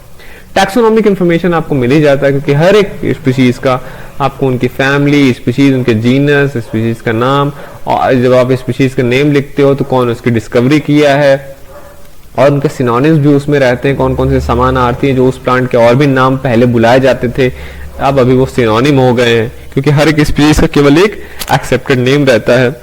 और जो टैक्सोनॉमिक रिविजन्स होते हैं वो भी वहां पे लिखे हुए होते हैं, इससे पहले कौन से किए गए हैं। वहां पे भी आपको नोट्स भी मिल सकते हैं कि उनका इवोल्यूशनरी रिलेशनशिप क्या है स्पीशीज और जेनरा के बीच में, तो बॉर्डर जो टैक्सोनॉमिक का वो है व्यू आपको पूरा मिल जाता है। फ्लोरा के टाइप्स कौन कौन से होते हैं? एक तो होता है रीजनल फ्लोरा, मतलब किसी एक रीजन का, जैसे कि मैं आपको बताऊं ये एक स्पेसिफिक जियोग्राफिकल एरिया का होता है जो कि लोकल लेवल से एक बड़े लेवल पे थोड़ा हो सकते हैं, जैसे नेचर रिजर्व हो गए, किसी नेशनल पार्क का बन गया, या किसी स्टेट कंट्री का या कॉन्टिनेंट का, जैसे flora of Uttar Pradesh example है, फ्लोरा ऑफ इलाहाबाद, ये सब रीजनल फ्लोराज है। कुछ कुछ स्पेशलाइज्ड फ्लोरा होते हैं जो कि एक पर्टिकुलर टाइप के हैबिटेट या इकोसिस्टम पे बना होता है, जैसे कि फॉरेस्ट हो गए, वेटलैंड हो गए या कोस्टल रीजन्स हो गए। तो ये एक स्पेसिफिक एनवायरमेंटल कंडीशन है। Flora of Himalayan foot hills, flora of Sundarbans mangrove forest, ये सब एग्जांपल हो गए स्पेशलाइज्ड। नेशनल का फ्लोरा मतलब इंटायर कंट्री का होगा, जैसे flora of India, flora of Pakistan, flora of China. तो ये बड़ा जो है नेशन वाइड होते हैं। फिर उसके बाद एंडेमिक फ्लोराज होते हैं जो कि ये कंसंट्रेट करते हैं स्पीशीज का जो कि एक नेटिव या रिस्ट्रिक्टेड किसी एक स्पेसिफिक रीजन पे रहते हैं। एंडेमिक फ्लोराज ये कंजर्वेशन एफर्ट्स वगैरह के लिए अच्छे होते हैं कि जो भी स्पीशीज हैं जो एक्सटेंशन के रिस्क पे हैं उनके बचाने के लिए। से flora of Nilgiri hills in south India, flora of the western Ghats endemic species. तो फ्लोरा आप ऐसे स्पेशलाइज भी कर सकते हो। ये सब फ्लोरा के टाइप्स हैं, लोकल लेवल से लेके बड़े लेवल पर किसी सेंसिटिव इकोलॉजिकल जो जोन्स हैं उनके बन सकता है या एंडेमिक फ्लोरा पे बन सकता है। ये सब फ्लोरा के आपके टाइप्स हो गए। आगे आते हैं, अब आप पढ़ेंगे इसमें सिंगल की, एक्सेस की एंड मल्टी एक्सेस की पे आते हैं। कीज क्या होते हैं, डाइकोटोमस कीज। अब देखो, जो कीज होते हैं ये टूल्स होते हैं आइडेंटिफिकेशन के लिए, identification of organisms by progressively narrowing down characteristics leading to correct identification of a species. यहां पे क्या होता है, कीज बनाए जाते हैं। जैसे मान लो आप एक किसी डिस्ट्रिक्ट का आपने फ्लोरा जब आप देखोगे, पहले तो कीज रहेंगे, बड़े बड़े ग्रुप्स बनेंगे। इन प्लांट में मिल्की लैटेक्स पाया जाता है, इन प्लांट के फ्लावर्स रेड कलर के होते हैं, इनके येलो कलर होते हैं। तो येलो कलर में जाओगे पता चला 50-60 प्लांट है, रेड फ्लावर में जाओगे उसमें 50-60 प्लांट है। लेकिन क्या हुआ, मान लो हमारे पास 150 प्लांट है और 150 में से 50 में ब्लू कलर के फ्लावर हैं, 50 में रेड कलर के फ्लावर हैं, 50 प्लांट में येलो कलर के फ्लावर हैं। तो जब आपको बताया गया कि जब आप मान लो वहां का आपने एक प्लांट उठाया, आपको उसे पहचानना है, तो आप क्या करोगे, पढ़ोगे। वो बोलेगा कि अगर आपके हाथ में जो प्लांट है वो उस पे येलो कलर के फ्लावर हैं तो इस नंबर पे जाइए, रेड कलर तो इस नंबर पे जाइए। तो जैसे ही आपने देखा कि आपके प्लांट में येलो फ्लावर है, तो बाकी के जो 50 प्लांट ब्लू फ्लावर वाले हैं और 50 प्लांट रेड फ्लावर वाले हैं उस पे आपको देखना ही नहीं है, फिर आप सीधे 50 पे फोकस करोगे। अब इसके बाद आपको बताएगा कि उनका जो लीफ है वो सिंपल है या कंपाउंड है। सिंपल मान लो 25 प्लांट में है, फिर और कंपाउंड 25 प्लांट में है। तो सिंपल मान लो आपके हाथ में जो प्लांट है उसमें सिंपल लीफ है, तो बाकी के जो पिनेटिक कंपाउंड है वो आपने, अब आप आ गए 25 में, 25 में फिर आपको बताएगा कि क्या इनमें मिल्की लैटेक्स है, कुछ दूध निकलता है सफेद कलर का, नहीं निकलता। मान लो उसमें से 10 प्लांट में दूध निकलता था और 15 प्लांट में नहीं निकलता था और आपके प्लांट में दूध निकलता है, तो आपके पास 10 प्लांट बचे। फिर 10 प्लांट में जो बताएगा उसके अंदर कि क्या इनके जो आप कह लीजिए दूध निकलने वाले प्लांट हैं। और एक कैरेक्टर मान लीजिए, एंथर का कलर आप देख लीजिए, एंथर का कलर येलो है कि रेड है, पता चला रेड होगा, तो उसमें आप देखोगे 5 ही प्लांट रहेंगे जिनके एंथर रेड हैं। अब एंथर रेड वाले में जब 5 प्लांट आ गए, फिर बताएगा जिन प्लांट के एंथर रेड हैं उनका आप देखिए, उसमें उनका जो पेटल्स हैं वो लगभग 5-5 सेंटीमीटर के हैं या 5 सेंटीमीटर छोटे हैं। पता चला आपके जो हाथ में प्लांट है उनके जो पेटल्स हैं 5 सेंटीमीटर से छोटे हैं, तो देखेंगे ऐसे आपके हाथ में 2 प्लांट रहेंगे जिनके पेटल्स 5 सेंटीमीटर से छोटे हैं। अब आपके पास सोचिए, आप 150 प्लांट में से आपके पास केवल 2 प्लांट बचा। अब उन दोनों प्लांट के बीच में लिखा रहेगा कि उनके पेटल जिनके 5 सेंटीमीटर से छोटे हैं उनमें ये डिफरेंस होगा, एक के ओवरी पे हेयर होगा ढेर सारा और एक जो है बिना हेयर के है। अगर जो आपके हाथ में बिना हेयर वाला प्लांट है तो उसका नाम मान लो, एग्जांपल के तौर पर लिख देता हूं कि रोजा इंडिका, एग्जांपल बता रहा हूं, सही नहीं, तो रोजा है। तो आपने ऐसे चीज पहचान लिया। तो ये जो मैंने आपको क्रम बताया, ये करो, ये करो, ये देखो, वो देखो, यही काम होता है डाइकोटोमस की का या मल्टी एक्सेस की का। तो ये क्या करता है, प्रोग्रेसिवली नैरो डाउन करता जाता है कैरेक्टरिस्टिक का और फिर लास्ट में आपको करेक्ट आईडी मिल जाता है कि स्पीशीज का। प्राइमरली 2 टाइप के कीज होते हैं, single access and multi access. पहले हम देखते हैं सिंगल एक्सेस की का। जो सिंगल एक्सेस कीज होते हैं इसको डाइकोटोमस कीज होते हैं। ये सबसे ज्यादा यूज किए जाने वाला की है जिसको हम आइडेंटिफिकेशन के लिए यूज करते हैं। और ये हमें देता है सीरीज ऑफ चॉइसेस, जहां पे दो आपको चॉइस देता है, ठीक है। इसीलिए इसको डाइकोटोमस, दो चॉइस होने की वजह से इसको डाइकोटोमस बोलते हैं, मतलब डिवाइडिंग इनटू टू पार्ट्स। इसके की फीचर्स ये होते हैं कि दो, हमें हर स्टेप पे दो चॉइस मिलते हैं, जो कि दो अलग अलग कैरेक्टर के होते हैं। जैसे मैंने बोला ना, रेड कलर है या ब्लू कलर है तो आपको दो चॉइस मिल गया, सिंपल है या कंपाउंड लीफ है तो हमेशा ऐसे दो चॉइस आपको मिलते जाते हैं। तो पहली बात तो दो चॉइसेस पर स्टेप। एग्जाम्पल के तौर पर देखो, पहला, लीव्स क्या नीडल लाइक हैं? अगर हैं तो स्टेप नंबर 2 पे जाओ। स्टेप नंबर 2 पे जाओगे, 2 का ए फिर 2 का बी रहेगा। नीडल लाइक है, फिर उसको बताएगा milky latex present, milky latex not present, ऐसे तो 2 पे ऐसे होगा। फिर अगर लीव्स ब्रॉड हैं तो स्टेप नंबर 5 पे जाओ, फिर ऐसा 5A होगा, 5B होगा, फिर उसमें कुछ कैरेक्टर लिखे होंगे। तो ऐसे हमें हमेशा दो दो कैरेक्टर मिलते जाते हैं। तो सीक्वेंशियल मतलब सीक्वेंस से जो आप चॉइस पकड़ोगे, आप अगर गए स्टेप नंबर 2 पे तो जाओगे 2 का ए 2 का बी, फिर उसमें से आप एक चॉइस पकड़ोगे, वो आपको 3A या 3B पे भेजेगा। ऐसे ऐसे सीक्वेंस में हम प्रोग्रेस करते हुए जाते हैं आगे, हमारी पॉसिबिलिटी सीधे सीधे नैरो हो जाती है ताकि हम फाइनल आइडेंटिफिकेशन तक पहुंच सके। जैसे कि आप फाइनल से 2A 2B पे गए तो बताया कि लीव्स अगर निडल लाइक है कि ब्रॉड है, आपने कहा कि निडल लाइक है, तो निडल लाइक है तो बोला 2 पे जाओ, 2 पे आ पाए तो आपके पास यहाँ पे दो चॉइस आ गया कि निडल जो है, अगर निडल लाइक है तो निडल 2 के क्लस्टर में होगा तो ये स्पीशीज होगा, और निडल 5 के क्लस्टर में होगा तो ये स्पीशीज होगा। मान लो कोई साइकस का स्पीशीज है, साइकस एग्जाम्पल साइकस डाइकोटोमा, और ये साइकस पेंटामेरा, ऐसा एग्जाम्पल तौर पर बता रहा हूं, तो आप स्पीशीज आराम से पहचान सकते हो। और एक चीज इसकी खासियत यूनिडायरेक्शनल पाथ होता है, क्योंकि एक सिंगल पाथ आपको पकड़ के चलते हुए जाना है हर स्टेप पे, और वो डायरेक्ट आइडेंटिफिकेशन होता है किसी ऑर्गेनिज्म का। इसका यूज करना बहुत ही आसान है, छोटे छोटे आराम से डिफरेंसेस होते हैं और आप पहचान सकते हैं उन्हें। अब टाइप पे आते हैं। डाइकोटोमस की जो होते हैं, ये मैंने आपको जो बताया, ये भी दो टाइप के होते हैं। कैसे? एक होता है इंडेंटेड फॉर्मेट और दूसरा होता है ब्रैकेटेड की। इंडेंटेड का मतलब क्या होता है, ध्यान से आप देखना, नहीं तो आप समझ नहीं पाओगे। ये जो यहां पे हर स्टेप है, ये इंडेंट होता है राइट की तरफ प्रीवियस वन के जैसे, जबकि यहां पे मैं इससे आप समझिए 1A 1B 1A के लीव्स अगर नीडल लाइक है आपका, तो इसी के जस्ट नीचे इसका 2A 2B लिखा हुआ रहता है। Needle cluster of 2 species A, needle cluster of 5 species B। अगर इसमें यह भी होता है कि 2A जाता है, फिर 3 को देखो, 2B बोलता 4 को देखो, फिर ये जाता 3A 3B, ये जाता 4A 4B, इसके अंदर कोई स्पीशीज, इसके अंदर कोई स्पीशीज लिखा होता। फिर इसका जो दूसरा पार्ट होता है, ये दूर लिखा होता है, और उसके सारे सब जो पाथ है उसके अंदर लिखा होता है, इसलिए इसको इंडेंटेड बोलते हैं। मतलब एक तरफ लगा होना बाएं के साइड, और यहाँ पे फिर ये इसके अंदर होता है। ब्रैकेटेड की में क्या होता है, जो दो चॉइसेस होते हैं वो साइड बाय साइड रहते हैं, तो इसमें साइड बाय साइड ना होना, उसके जो आगे के कीज होते हैं उन्हीं के अंदर होता है, इसमें बगल बगल होते हैं। देखो leaves are needle like, leaves are broad, तो ये दोनों बगल बगल है, इनकी तरह दूर नहीं है। इसके बाद यहाँ पे 2 पे आ जाओगे तो 2A 2B इसके नीचे, तो दोनों साथ साथ चलते हैं, इसमें दोनों साथ साथ नहीं चलते। ठीक है, तो इंडेंटेड और ब्रैकेटेड की में ये डिफरेंस है।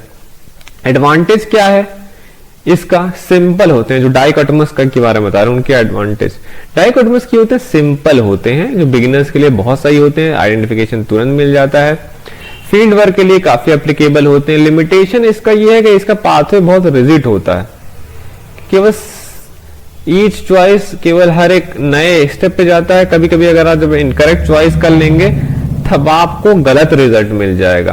फ्लेक्सिबिलिटी भी इसमें कम होती है, क्योंकि कैरेक्टर इसमें कम लिखे होते हैं। हो सकता है प्लांट में होता क्या है, होता ही है प्लांट में 20 कैरेक्टर होते हैं, पर की में हमेशा 1 या 2 ही कैरेक्टर मेंशन किया जाता है। लीफ ऐसा है, वो है।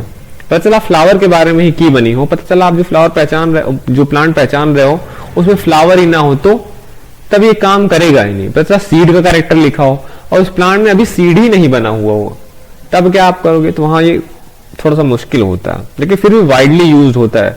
दूसरा मल्टी एक्सेस की पे आते हैं। डाइकोटोमस के उलट ये जो है मल्टी एक्सेस की, यहां पे ये यूजर को क्या अलाउ करता है कि आप वैरायटी ऑफ कैरेक्टर को कभी भी टाइम को ग्रेटर फ्लेक्सिबिलिटी के साथ मैच करा सकते हो। ये यूजफुल होता है जब जो कैरेक्टर अवेलेबल होते हैं किसी प्लांट का वो डाइकोटोमस डिसीजन में फिट नहीं होते। जैसे कि मैंने अभी आपको बताया, पता चला फ्लावर है ही नहीं, सीड है ही नहीं, तो मल्टी एक्सेस की का यूज करके आप जितने भी कैरेक्टर होंगे प्लांट को उसका यूज कर सकते हो। पर डाइकोटोमस की में ऐसा नहीं होता। डाइकोटोमस की में एक ही 2 कैरेक्टर मेंशन किए जाते हैं।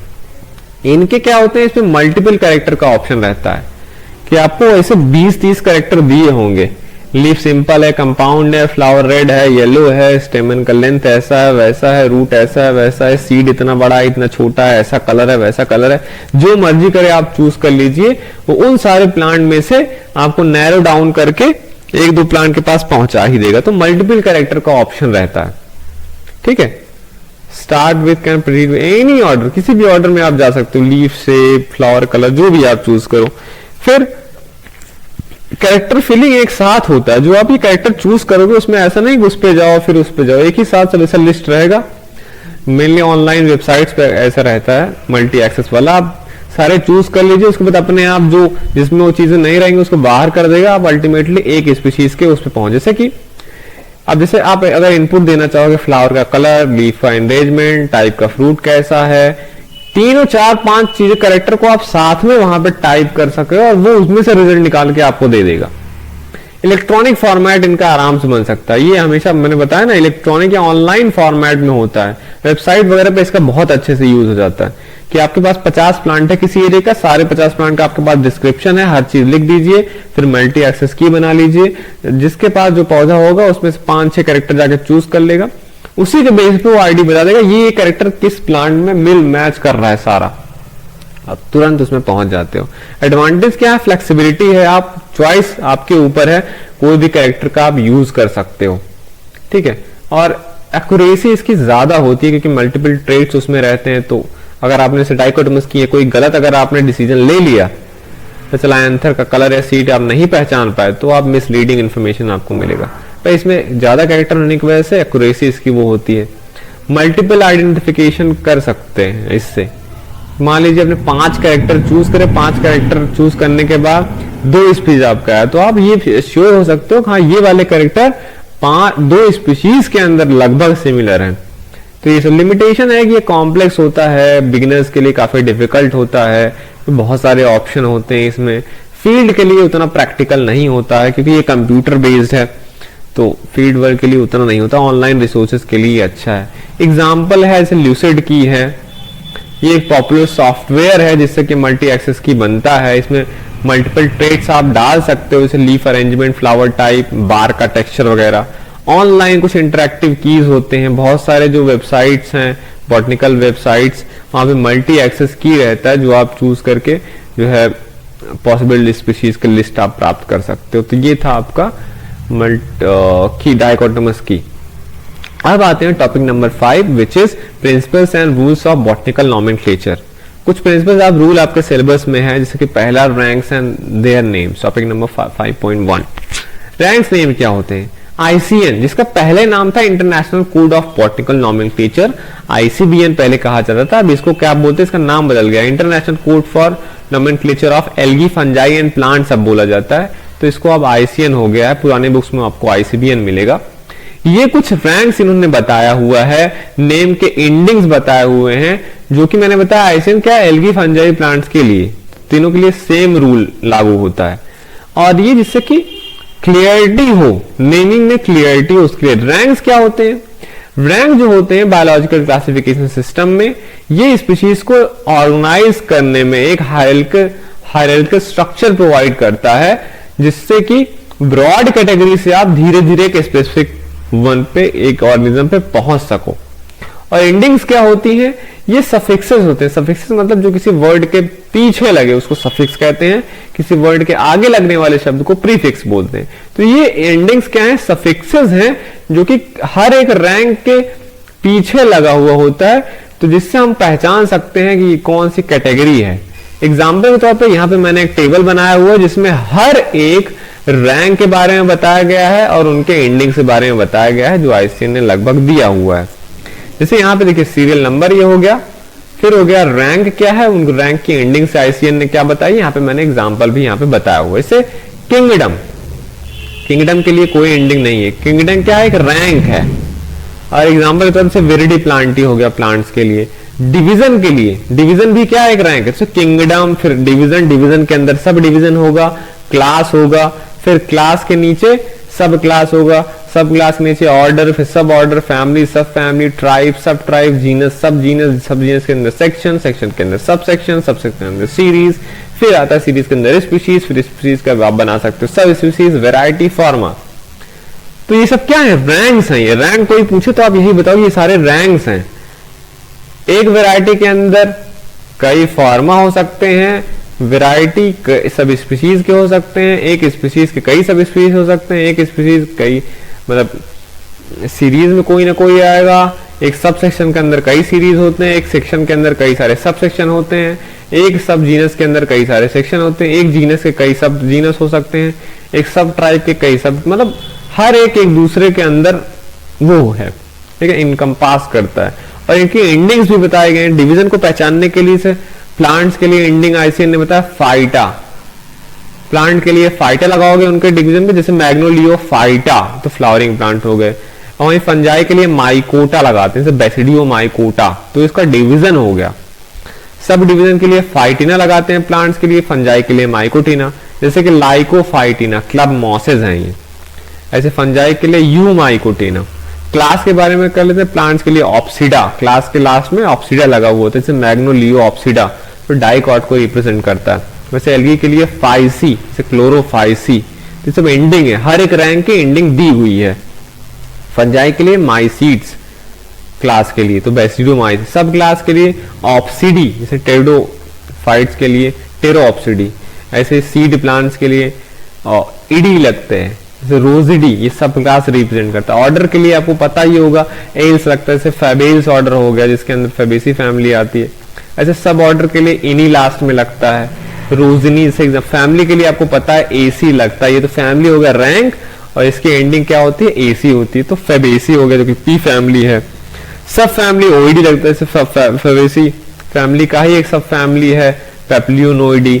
ऐसे ट्राइब हो गया, एक फेबेसी फैमिली का एक ट्राइब है, इसमें ई लगता है, फैसियोली एक ट्राइब है, फेबेसी फैमिली की सब फैमिली पेप्लियोनोइडी उसके अंदर, सब ट्राइब में इनी लगता है, फैसियोली। उसके बाद जीनस, सब जीनस, इनके सारे नीचे के सेक्शन के लिए, इन सारे रैंक्स के लिए कोई एंडिंग नहीं दी हुई है। जीनस यहाँ पे जैसे डॉलिकॉस, माइक्रोप्टीलियम, फैसियोलस, विग्ना, फेबेसी फैमिली के ही जीनस है। सब जीनस है हायरेशियम, हायरेशियम जीनस का ही सब जीनस है हायरेशियम। और फिर सेक्शन हो गया, एस्टर जीनस का एक सेक्शन हो गया मल्टीफ्लोरी, एस्ट्रागैलस का एक सब सेक्शन हो गया कैलिफोर्सिनी, विसिया एक स्पीशीज है उसका एक सीरीज हो गया ट्रंकुलेटी। स्पीशीज आप जानते ही हैं, पाइसम सटाइवम। सब स्पीशीज से बार्लेलिया एफिनिस एक स्पीशीज है, इसका सब स्पीशीज प्रोडक्टा। वैरायटी भी होती है, जैसे कलंचोए डेंसीफ्लोरा है, उसका एक वैरायटी हो गया डेंसीफ्लोरा। ऐसे फॉर्मा भी होता है, जैसे डायबेलिया सेराटा एक स्पीशीज है, उसका एक फॉर्म हो गया पार्वीफ्लोरा।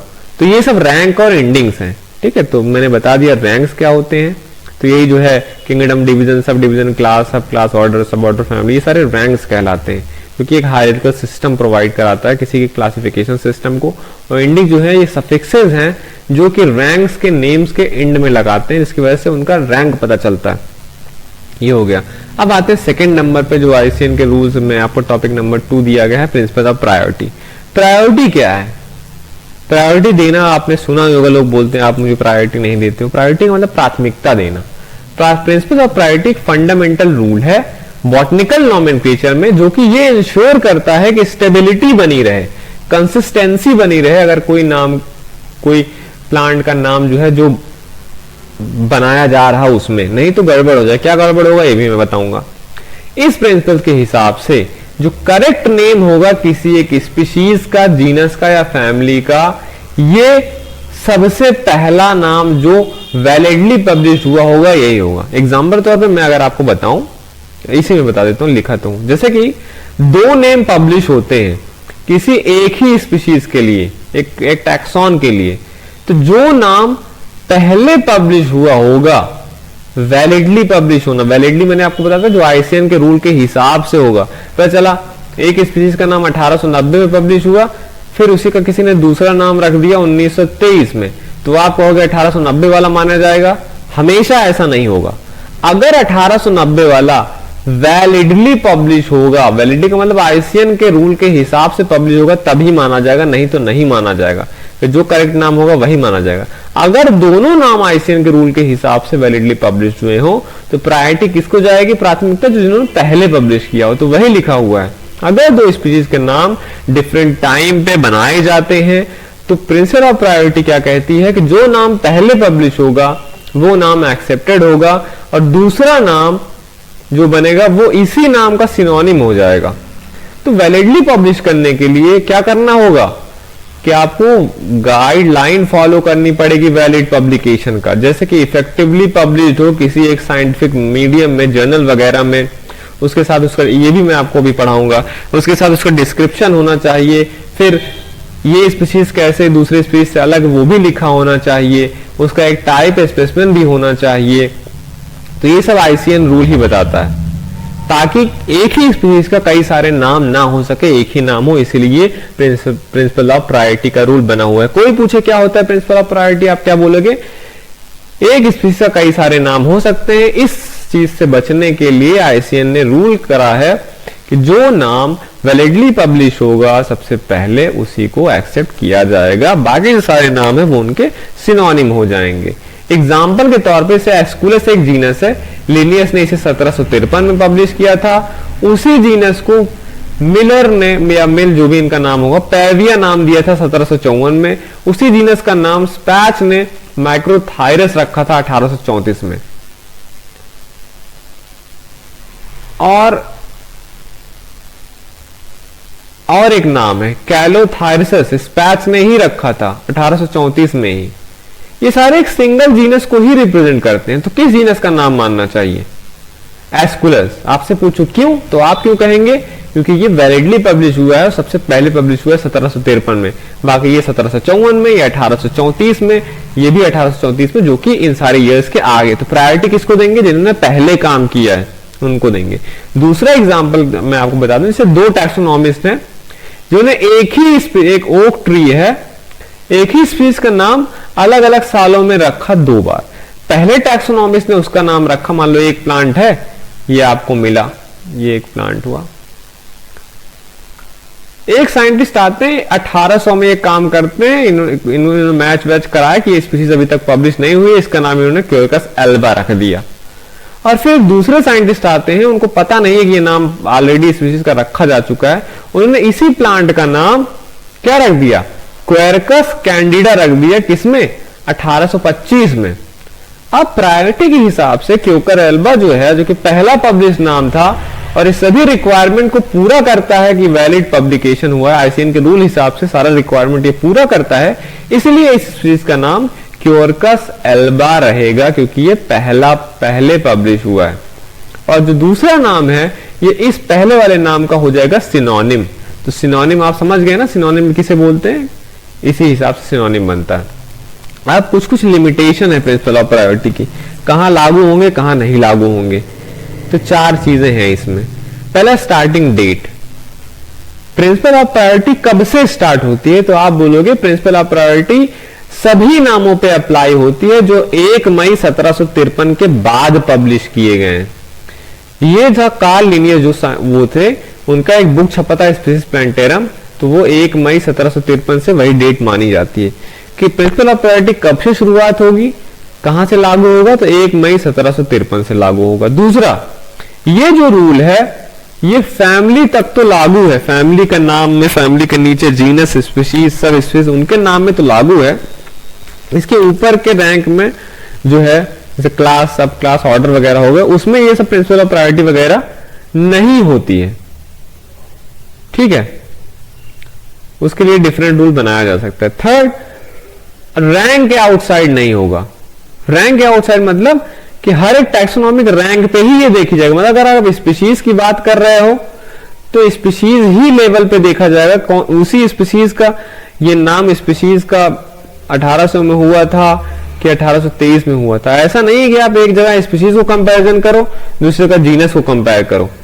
तो उसी सेम रैंक पे ही कंपैरिजन देखा जाता है कि जीनस की बात हो रही तो जीनस ही देखा जाएगा, स्पीशीज की बात हो रही थी स्पीशीज को ही देखा जाएगा। फोर्थ पे आते हैं हम, विच इज नॉमिनल कंजर्वेंडा। मतलब इसका मतलब ये हो गया कि जो कभी कभी क्या होता है, प्रिंसिपल ऑफ प्रायोरिटी जो है ये मतलब ऐसा होता है कि हाँ प्रायोरिटी के हिसाब से सारी चीजें सही तो है, पर कभी कभी कुछ आगे वाले नाम जो होते हैं उन्हें कंजर्व कर दिया जाता है, और अर्लियर नाम को प्रायोरिटी देनी चाहिए थी, वो वैलिडली पब्लिश भी हुआ था, पर उन्हें प्रायोरिटी नहीं दिया जाता नए नाम को, तो उनके नाम के आगे लिखा होता है नॉमिना कंजर्वेंडा। मतलब ये रूल के हिसाब से सही तो नहीं है पर यही नाम माना जाएगा, तो ठीक है। तो इसीलिए अर्लियर नेम जो होता है वो होगा नहीं, क्योंकि उसको मतलब साइंटिस्ट लोगों ने डिस्कस करके मान लिया है कि ये नए नाम ही रखा जाए। कभी कभी ऐसा होता है कोई नया नाम ही बहुत पॉपुलर हो गया और पुराना नाम वैलिड तो पब्लिश हुआ और मान सकते हैं, पर जो नया नाम हो इतना जगह पब्लिश हो चुका है, सबके जुबान पर रट जा चुका है कि उसे कंजर्व कर दिया जाता है। तो ये था नॉमिना कंजर्वेंडा। नेक्स्ट पे हम आते हैं topic number 5.3 which is binomial system. Binomial system बहुत आसान है। बायनोमियल सिस्टम क्या है? ये मेथड है किसी स्पीशीज का नाम रखने का, जो कि उसके दो पार्ट होते हैं। बायनोमियल सिस्टम लिनियस ने रखा था। क्या होता है? बस किसी एक स्पीशीज का जो दो अक्षर का नाम होता है, एक जो जीनस को रिप्रेजेंट करता है और एक स्पीशीज को रिप्रेजेंट करता है। और ये बॉटनिकल नोमेनक्लेचर जो स्वीडिश बॉटनिस्ट है कार्ल लिनियस उन्होंने दिया था।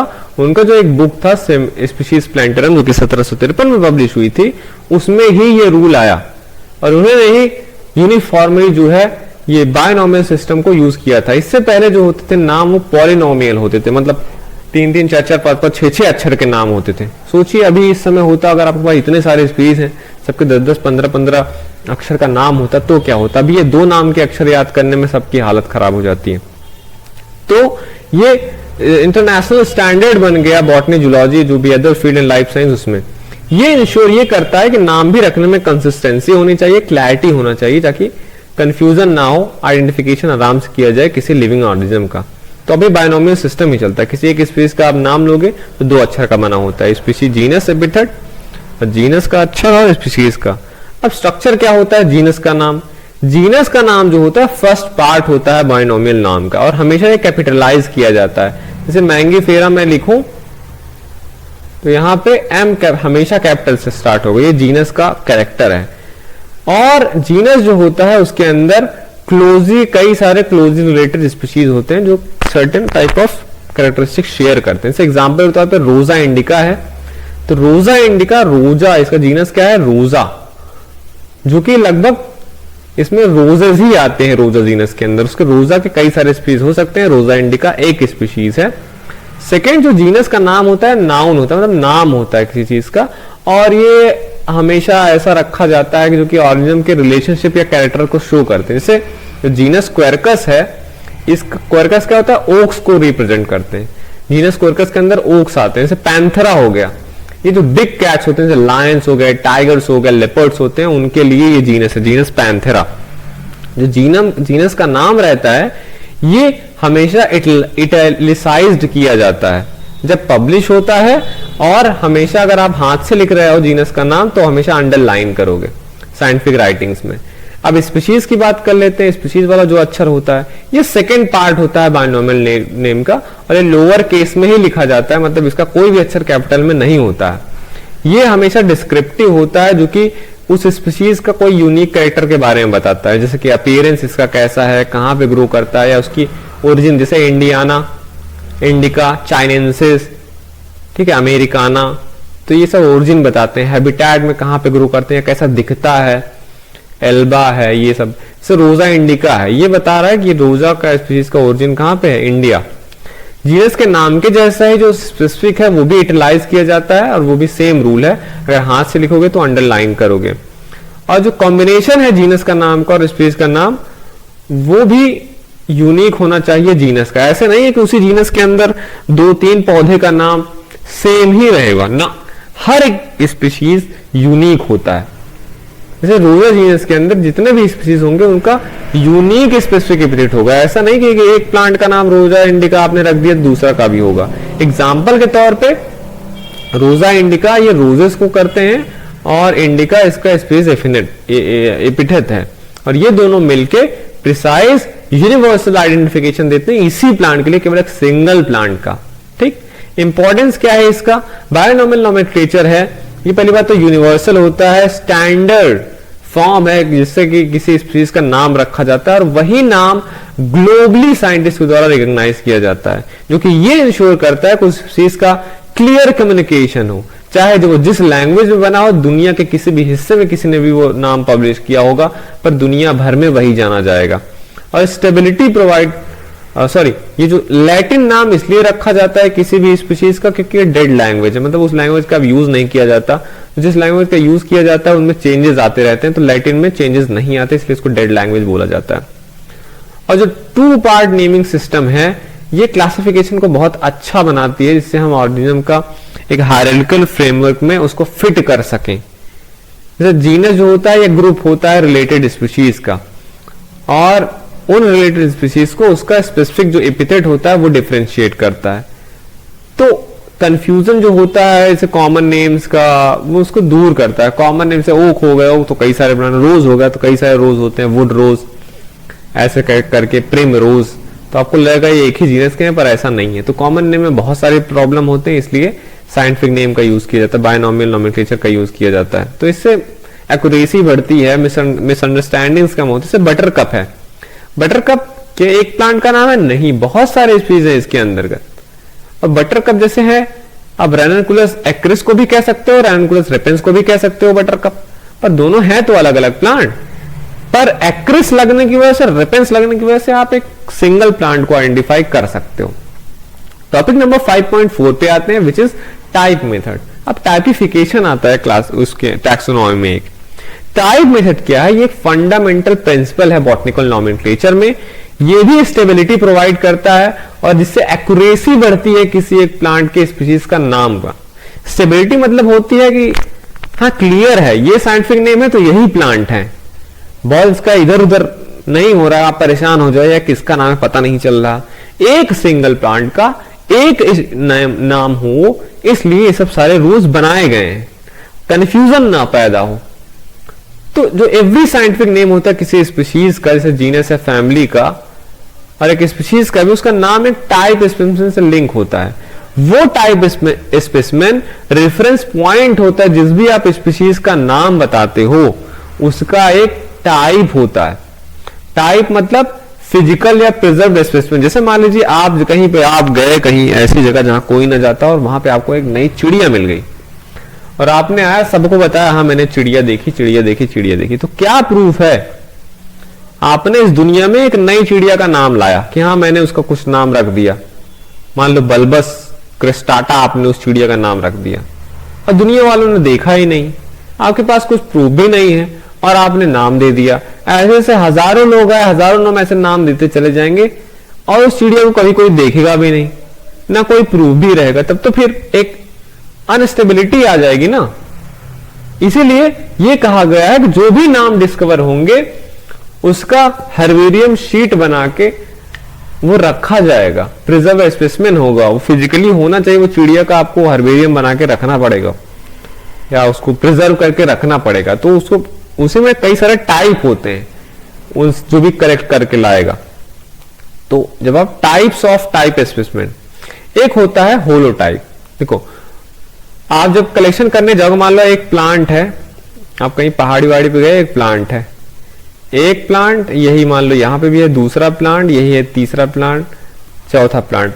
आप कहीं घूमने गए, ये प्लांट आपको 4 जगह मिल गया, एक ही जगह से आपने 2-3 प्लांट कलेक्ट कर लिए, फिर यहां से 1-2 प्लांट कलेक्ट कर लिए, यहां से 1-2 प्लांट कलेक्ट। जब आप लाओगे स्टडी करोगे आपको पता चलेगा कि एक नया स्पीशीज है। जब आप उस नया स्पीशीज को पब्लिश करोगे तो आप रूल कहता है आपको इन सारे प्लांट में से एक सिंगल प्लांट आपको बताना पड़ेगा कि ये होलो टाइप है, जो कि बेस्ट रिप्रेजेंट करे जो आपने स्पेस को डिस्कवर किया है।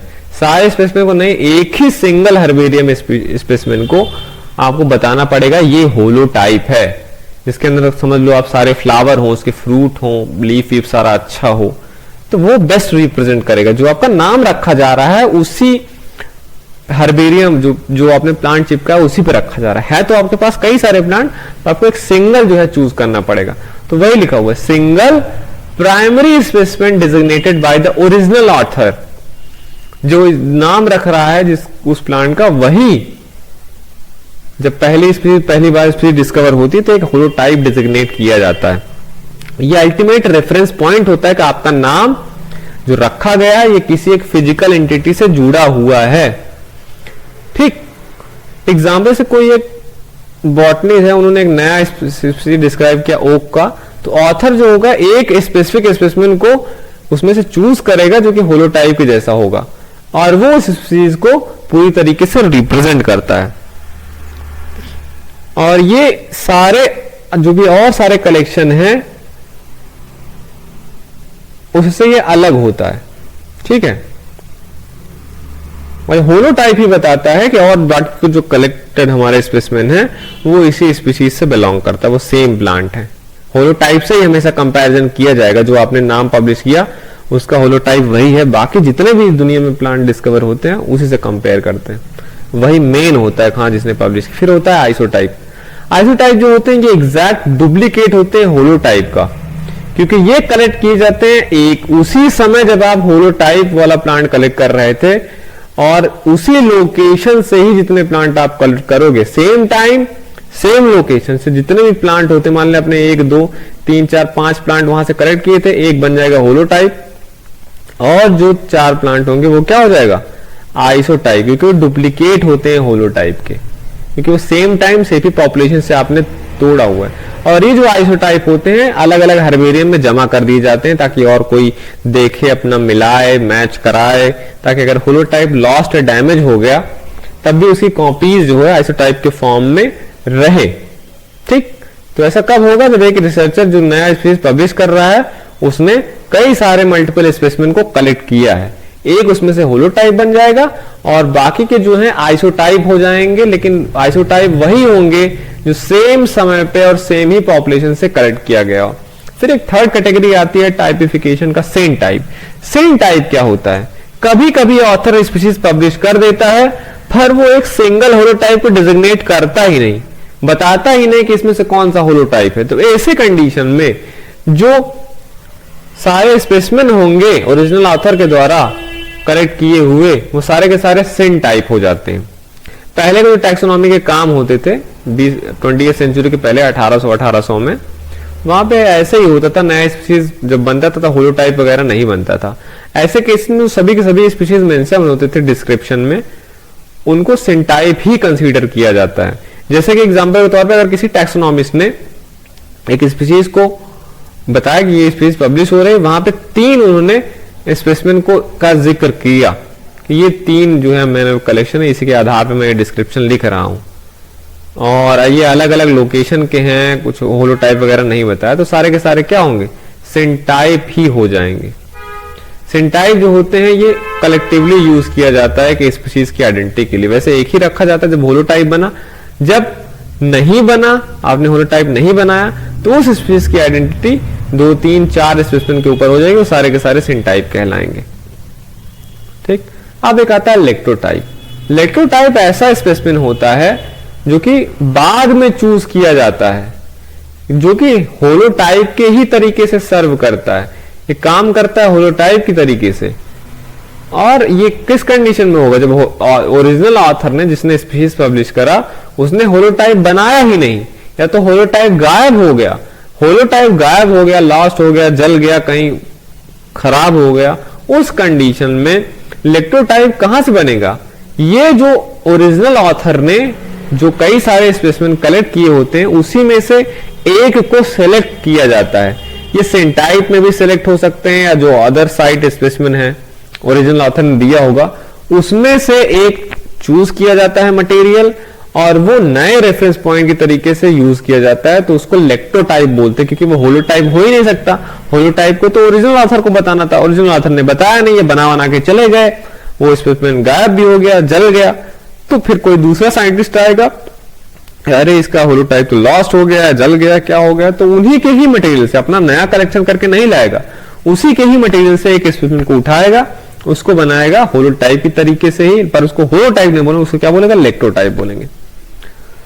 तो ये लेक्टोटाइप हो जाता है। तो ये जो भी स्पीसीज होगी उसका बेस्ट रिप्रेजेंटेटिव होता है।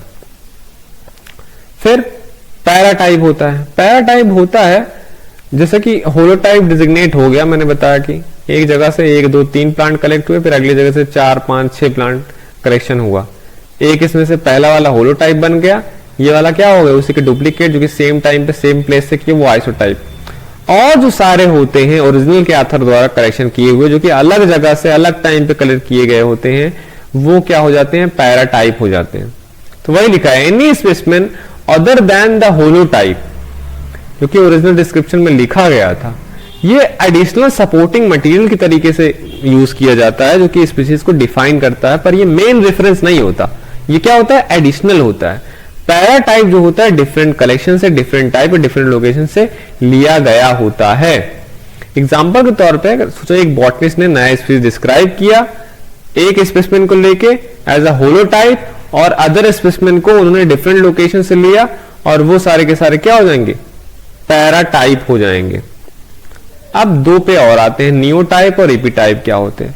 अब देखो नियोटाइप क्या होता है, ये एक स्पेसिमेन होता है ऐसा जो कि टाइप की तरीके से सर्व किया जाता है, ये भी टाइप की तरीके से सर्व किया जाता है, लेकिन जब होलोटाइप भी खत्म हो गया हो, लेक्टोटाइप भी खत्म हो गया हो, या कोई भी original material same type, isotype, paratype सब के सब खत्म हो गए हो, तब क्या होंगे, स्पीसीज का नाम तो लेकिन रहेगा कि हाँ ये स्पीसीज है, तो इसका रेफरेंस मटेरियल कहां है, कहां से मिलेगा, उसके लिए कोई एक दूसरा साइंटिस्ट नियोटाइप बनाएगा, जो कि जो ओरिजिनल ऑथर ने रोजा इंडिका का डिस्क्रिप्शन वगैरह दिया होगा अपने किताब जहां जो उसने पब्लिश किया होगा, ये ऐसा दिखता है, ऐसा था, उसी से क्लोजेस्ट जितना पॉसिबल उसके क्लोजेस्ट एक मटेरियल नया साइंटिस्ट लाके होलोटाइप की तरीके से बनाता है, तो वो नियोटाइप होगा। अब लेक्टोटाइप क्या होता है, लेक्टोटाइप तो जब होलोटाइप नहीं सिलेक्ट किया गया रहता तो ओरिजिनल उन्हीं के कलेक्शन से ही एक लिया गया हुआ मटेरियल होता है, पर नियोटाइप एकदम नया मटेरियल होता है, वो नया एक साइंटिस्ट जाके फील्ड में से कलेक्ट करता है। वही लिखा एग्जांपल के तौर पे, अगर एक स्पीसीज का होलोटाइप जो भी सारे आइसोटाइप थे सबके सब फायर में जल वल गए, तो बॉटनिस्ट को नया न्यूटाइप बनाना पड़ता है, रीसेंट कलेक्शन, मतलब जो नया कलेक्शन होगा, तो फिर से होगा कि हाँ चलो रोजा इंडिका जो नाम था उसका ऐसा है नहीं कि कोई भी टाइप है ही नहीं, एक है टाइप, वो कौन सा टाइप है, होलोटाइप नहीं है, लेक्टोटाइप भी खत्म हो गया, अब उसका बनाना पड़ेगा न्यू टाइप। अब एक होता है एपी टाइप। कभी कभी क्या होता है किसी स्पीसीज का नाम के लिए जो होलोटाइप या जो भी टाइप रहता है वो उससे मैच नहीं करता है पूरी तरीके से, या कुछ कुछ प्रॉब्लम होता है उस स्पेसिमेन में जो स्पीसीज की डिस्क्रिप्शन दिया हुआ है, उस केस में एक स्पेसिमेन को सेलेक्ट किया जाता है जो कि इंटरप्रिटेटिव टाइप का होता है, जबकि होलोटाइप, आइसोटाइप, लेक्टोटाइप सभी के सभी एम्बिगुअस होते हैं या डिफिकल्ट होते हैं उन्हें पहचानने में, कि जैसा उस चीज का डिस्क्रिप्शन दिया गया है उस हिसाब से तो वो नहीं दिख रहा है, या उसका पुअर प्रिजर्वेशन हो, कट छट गया हो, पर उसके अभी टुकड़े हैं। एक होता है पूरी तरीके से खत्म हो जाना, एक होता है पर सही से वो आइडेंटिटी नहीं बता पाता, तो ऐसे में हम एपी टाइप बनाते हैं, ठीक है, जिससे कि वो ओरिजिनल जो स्पीशीज है उसका उसमें दिखे सारी चीजें। जैसे कि होलोटाइप जो है वो इनकम्प्लीट हो या डैमेज हो गया हो, उससे फ्लावर लीव्स वगैरह टूट गए हो, तो एक बॉटनिस्ट क्या करेगा, एक एपी टाइप बनाएगा, ठीक, तो वहां पर डाला देना कोई भी मटेरियल जो उस नाम से एसोसिएटेड है वो सही नहीं है, तो ये भी एक नया मटेरियल होता है, तो ये होता है टाइप। अब सिलेक्शन कैसे करेंगे टाइप मटेरियल का और उसका प्रिजर्वेशन कैसे कहते हैं, सेम वही हर्बेरियम प्रिपरेशन का है। टाइप डिस्क्रिप्शन कह रहा है कैसे बनाओगे, मान लो आप ही लोग कल को रिसर्चर बने, कल को आपको ये भी अभी तक तो होगा, अभी नया स्पीसीज डिस्कवर करोगे तो आपको होलोटाइप वगैरह डिजिग्नेट करना होगा, ऐसे आपके सारे मटेरियल आइसोटाइप, पैराटाइप हो जाएंगे।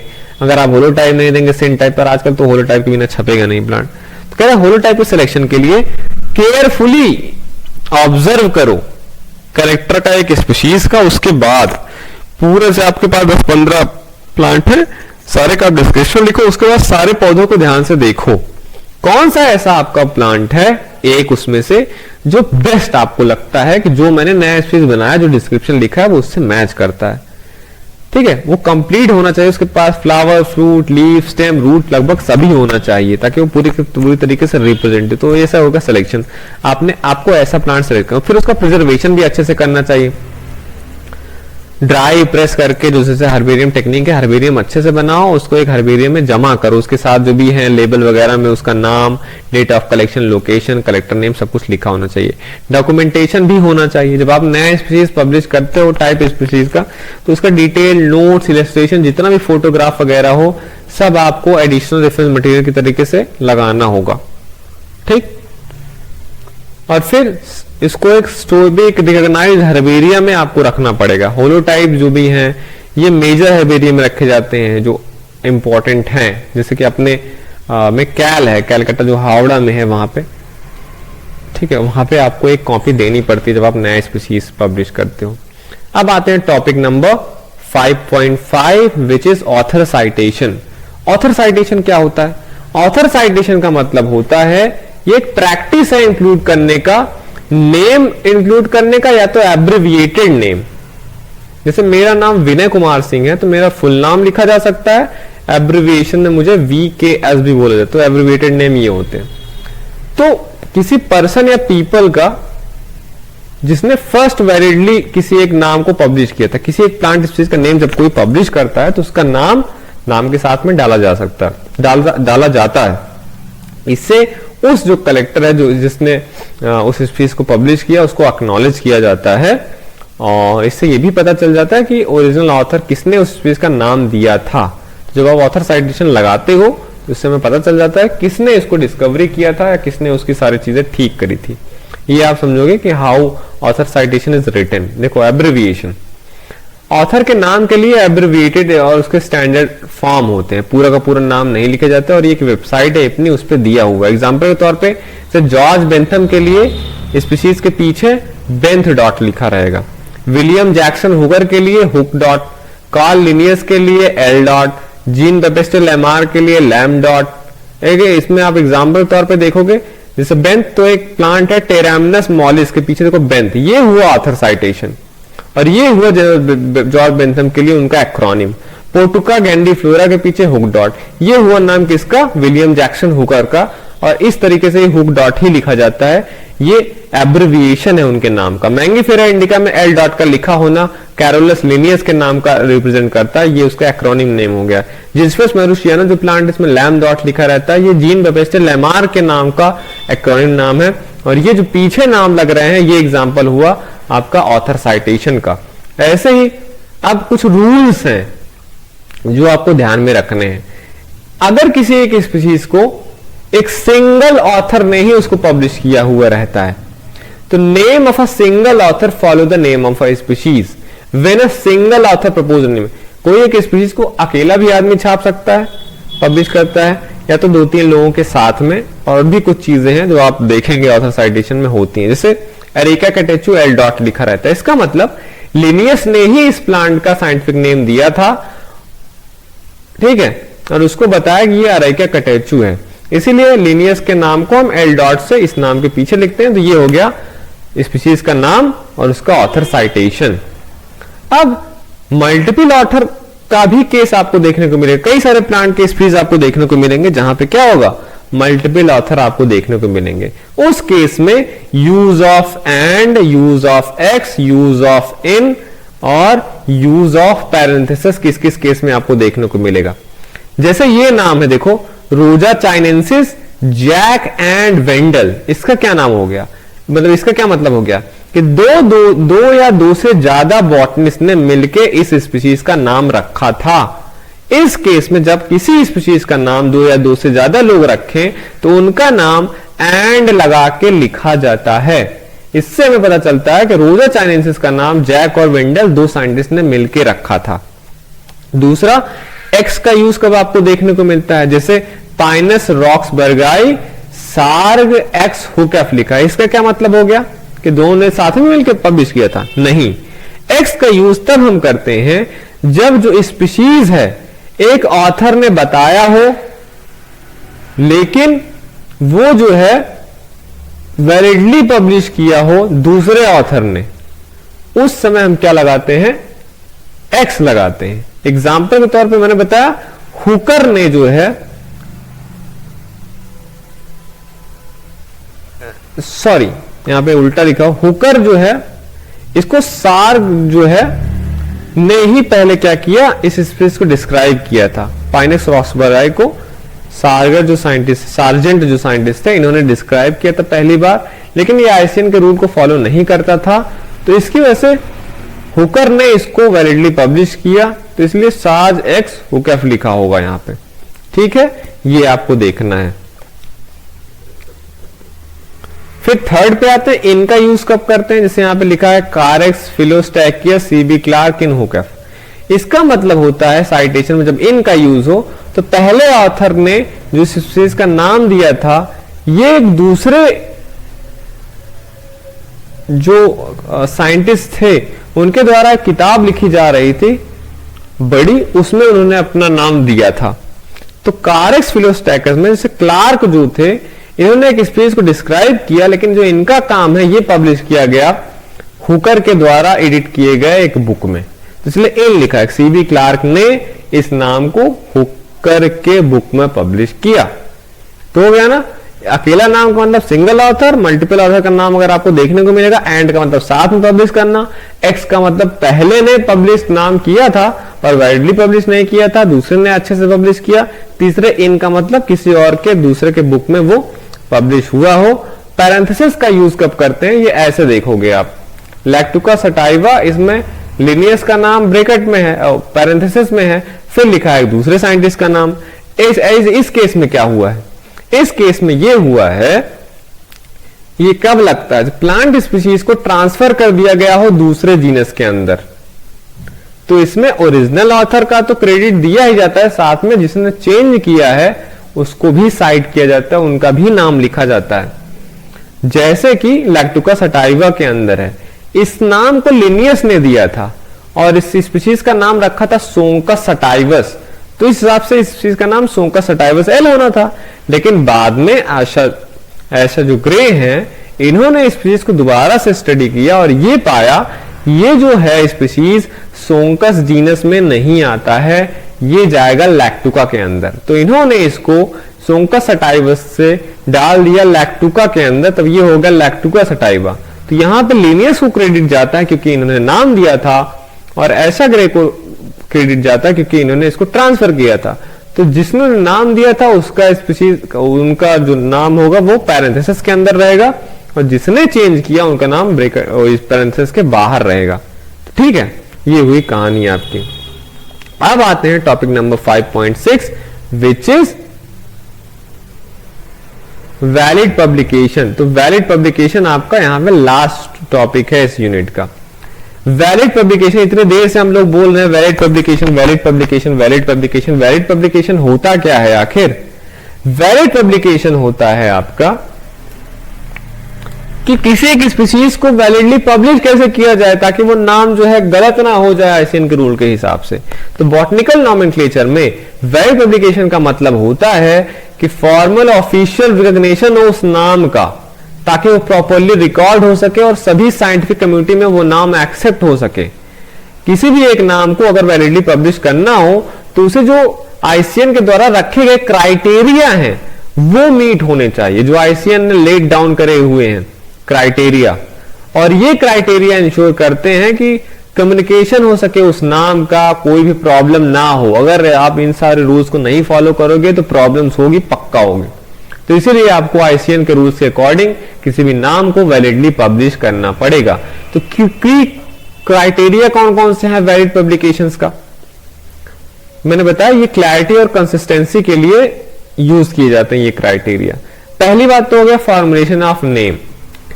जब भी आप कोई नया नेम पब्लिश, जब भी आप कोई नाम या कोई रिसर्च आर्टिकल पब्लिश करते हो स्पीशीज के नाम से रिलेटेड, तो कुछ एब्रिविएशंस हैं जिसको इंडिकेट किया जाता है ताकि पता चले कि स्पीशीज का नेचर कैसा। जैसे स्पीशीज sp.nov.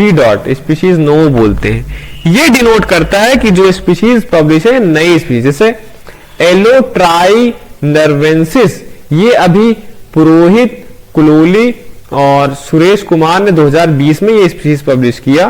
तो उनके जो रिसर्च आर्टिकल होगा उसमें ऐसे लिखा रहता है स्पीशीज नोवो, इसका मतलब हम ये नई स्पीशीज पब्लिश कर रहे हैं एलो का। तो स्पीशीज नोवो क्या इंडिकेट करता है कि एक नई स्पीशीज बन रही है। कॉम्बिनोवो कब लगाते हैं? कॉम्बिनेशन नोवो, ये इंडिकेट करता है कि नया कॉम्बिनेशन बनाया जा रहा है। कॉम्बिनेशन का मतलब वही ट्रांसफर वाला केस है, जैसे कि सेंटा यूरिया बेनिक्टा, ये देखो लिनियस का नाम इसमें है, फिर लिनियस का नाम है, ये कॉम्बिनेशन नोवो है। मतलब लिनियस ने ही कोई ये देखो ये है निकस बेंडिक्टिकस, पहले ये नाम था। इस चीज को बाद में लिनियस को ही रियलाइज हुआ स्टडी करने के बाद कि ये जो निकस बेंडिकस है ये निकस जीनस से बिलोंग ही नहीं करेगा, इसको ट्रांसफर किया जाना चाहिए सेंटा यूरिया जीनस के अंदर। तो इन्होंने ट्रांसफर किया, वही जो ऑथर साइटेशन है पैरेंथेसिस वाला, उसी का ये भी एक एग्जांपल है। उसके बाद जब ये इन्होंने नया पेपर पब्लिश किया होगा तो उसमें लिखा था कॉम्बिनोवो, मतलब नया कॉम्बिनेशन बनाया जा रहा है। तो ये सब वहां पे ये फॉर्मुलेशन ऑफ नेम के अंदर आते हैं, पर नेम में ये सब चीजें होनी चाहिए जिससे उसका स्टेटस पता चले किसी पब्लिकेशन में हो क्या रहा है। दूसरा वैलिड पब्लिकेशन के लिए तो अगर आप ये नहीं लगाते हैं तो उससे पता भी नहीं चलेगा और ये रूल के खिलाफ है आईसीएन के। तो अगर आप ऐसा कुछ पेपर पब्लिश कर रहे हो जिसमें नया स्पीशीज है तो स्पीशीज नोवो आपको लिखना पड़ेगा, कॉम्बिनेशन नया बनाना है तो कॉम्बिनोवो आपको लिखना पड़ेगा। फिर दूसरा एक और रूल था लैटिन डायग्नोसिस करने का। डायग्नोस्टिक फीचर मतलब ऐसे फीचर होते हैं किसी स्पीशीज का जिनके बेसिस पे आप उनको, जैसे एक जीनस है सोलैनम, सोलैनम के अंदर 5-6 स्पीशीज है, तो उनके बीच में क्या क्या डिफरेंसेस हैं, ये जो कैरेक्टर होगा उसका डायग्नोस्टिक फीचर कहलाता है एक प्लांट का, जो उसको यूनिक बनाते हैं। जब भी एक नई स्पीशीज पब्लिश होती है, ये जनवरी 1 से लागू 1935 के बाद से, कि हर एक प्लांट का जो आप नया पब्लिश करोगे उसका लैटिन में डिस्क्रिप्शन होना चाहिए उसका डायग्नोस्टिक फीचर का। इस डेट से पहले कोई भी डिस्क्रिप्शन किसी भी लैंग्वेज में अलाउ था लैटिन डायग्नोसिस के बिना, ठीक है। इसके लिए एक इलस्ट्रेशन वैलिड होता था। इलस्ट्रेशन अगर आपने ड्राइंग वगैरह उस स्पीशीज की बनी है तो ठीक है, लेकिन अब लैटिन डायग्नोसिस भी चाहिए, ठीक, जिससे कि वो टैक्सा ऑल अदर टैक्सा से वो अलग करे जा सके। जैसे ये है स्यूडो डिक्ट्री केसी फैमिली, ये फैम नोवो मतलब फैमिली नई बनी थी, ये वैलिडली पब्लिश नहीं किया गया क्योंकि इसका लैटिन डिस्क्रिप्शन दिया ही नहीं गया कि नई फैमिली के बनाने का आधार क्या है और उसको लैटिन में लिखना था, तो इसलिए रिजेक्ट होगा। तीसरा, पहला फॉर्मुलेशन, दूसरा लैटिन डायग्नोसिस, तीसरा टाइपिफिकेशन। मैंने बताया जो आप नई स्पीशीज पब्लिश करोगे उसका होलोटाइप भी होना चाहिए। होलोटाइप कब है? जनवरी 1 1958 के बाद ये मैंडेटरी कर दिया गया कि होलोटाइप भी आपको पक्का बताना है।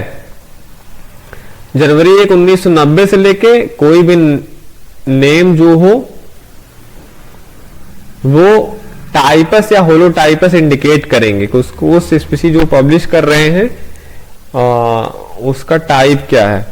और नेम जो 1 जनवरी 2007 के बाद पब्लिश हुए हैं, इससे पहले इलस्ट्रेशन वगैरह चल जाता था, लेकिन अब आपको एक स्पेसिमेन चाहिए, फिजिकल एंटिटी भी चाहिए, वो प्लांट आपका या एनिमल है तो बर्ड वगैरह जो भी हो उसका आपको प्रॉपर वो रहना भी चाहिए। इससे पहले तो एक बार आर्ट वगैरह ड्राइंग वगैरह से काम चल जाता था, ठीक, केवल कुछ माइक्रोब्स को छोड़ के। ये रूल सबके लिए है कि आपको होलोटाइप डिजिग्नेट करना पड़ेगा और 2007 के बाद से आपको फिजिकल वो में देना भी पड़ेगा। चौथा, इफेक्टिव पब्लिकेशन होना चाहिए। इफेक्टिव पब्लिकेशन का मतलब होता है कि जो भी आप रिसर्च आर्टिकल पब्लिश कर रहे हो अच्छे से वो प्रिंट हो, पब्लिक को मिल सके, बॉटनिकल इंस्टीट्यूशन को मिल सके। ऐसा नहीं आपने पब्लिश किया कहीं न्यूज़पेपर में किया या ऑनलाइन मीडिया फेसबुक वगैरह पे डाल दिया हो गया, तो माना नहीं जाएगा। ये साइंटिफिक जर्नल में होना चाहिए, पूरे पब्लिक को पता होना चाहिए कि ये स्पीशीज पब्लिश हुई है। तो ऐसे आर्टिकल जर्नल में आपको नई स्पीशीज पब्लिश करना है क्योंकि दुनिया भर को पता चल सके। फिर पांचवा, पब्लिकेशन का डेट भी होना चाहिए ताकि तभी वो प्रिंसिपल ऑफ प्रायोरिटी वगैरह लागू होगी ना, अब डेट पता हो। तो पब्लिकेशन डेट जो है तब डिटरमिन की जाती है जब सारी वैलिड पब्लिकेशन को जो क्राइटेरिया उसको फुलफिल किया जा। तो फॉसिल जो प्लांट के नेम्स हैं 1 जनवरी 1996 के बाद उनको लैटिन या इंग्लिश का उसका डिस्क्रिप्शन होना चाहिए और प्रीवियसली पब्लिश डिस्क्रिप्शन का वो रेफरेंस भी वहां पे देना चाहिए उसको। तो वही डेट ऑफ पब्लिकेशन भी मैंडेटरी है उसके लिए कि अब आपने ये पब्लिश किया, क्योंकि डेट्स बहुत इंपॉर्टेंट होते हैं किसी को भी ट्रेस करने के लिए।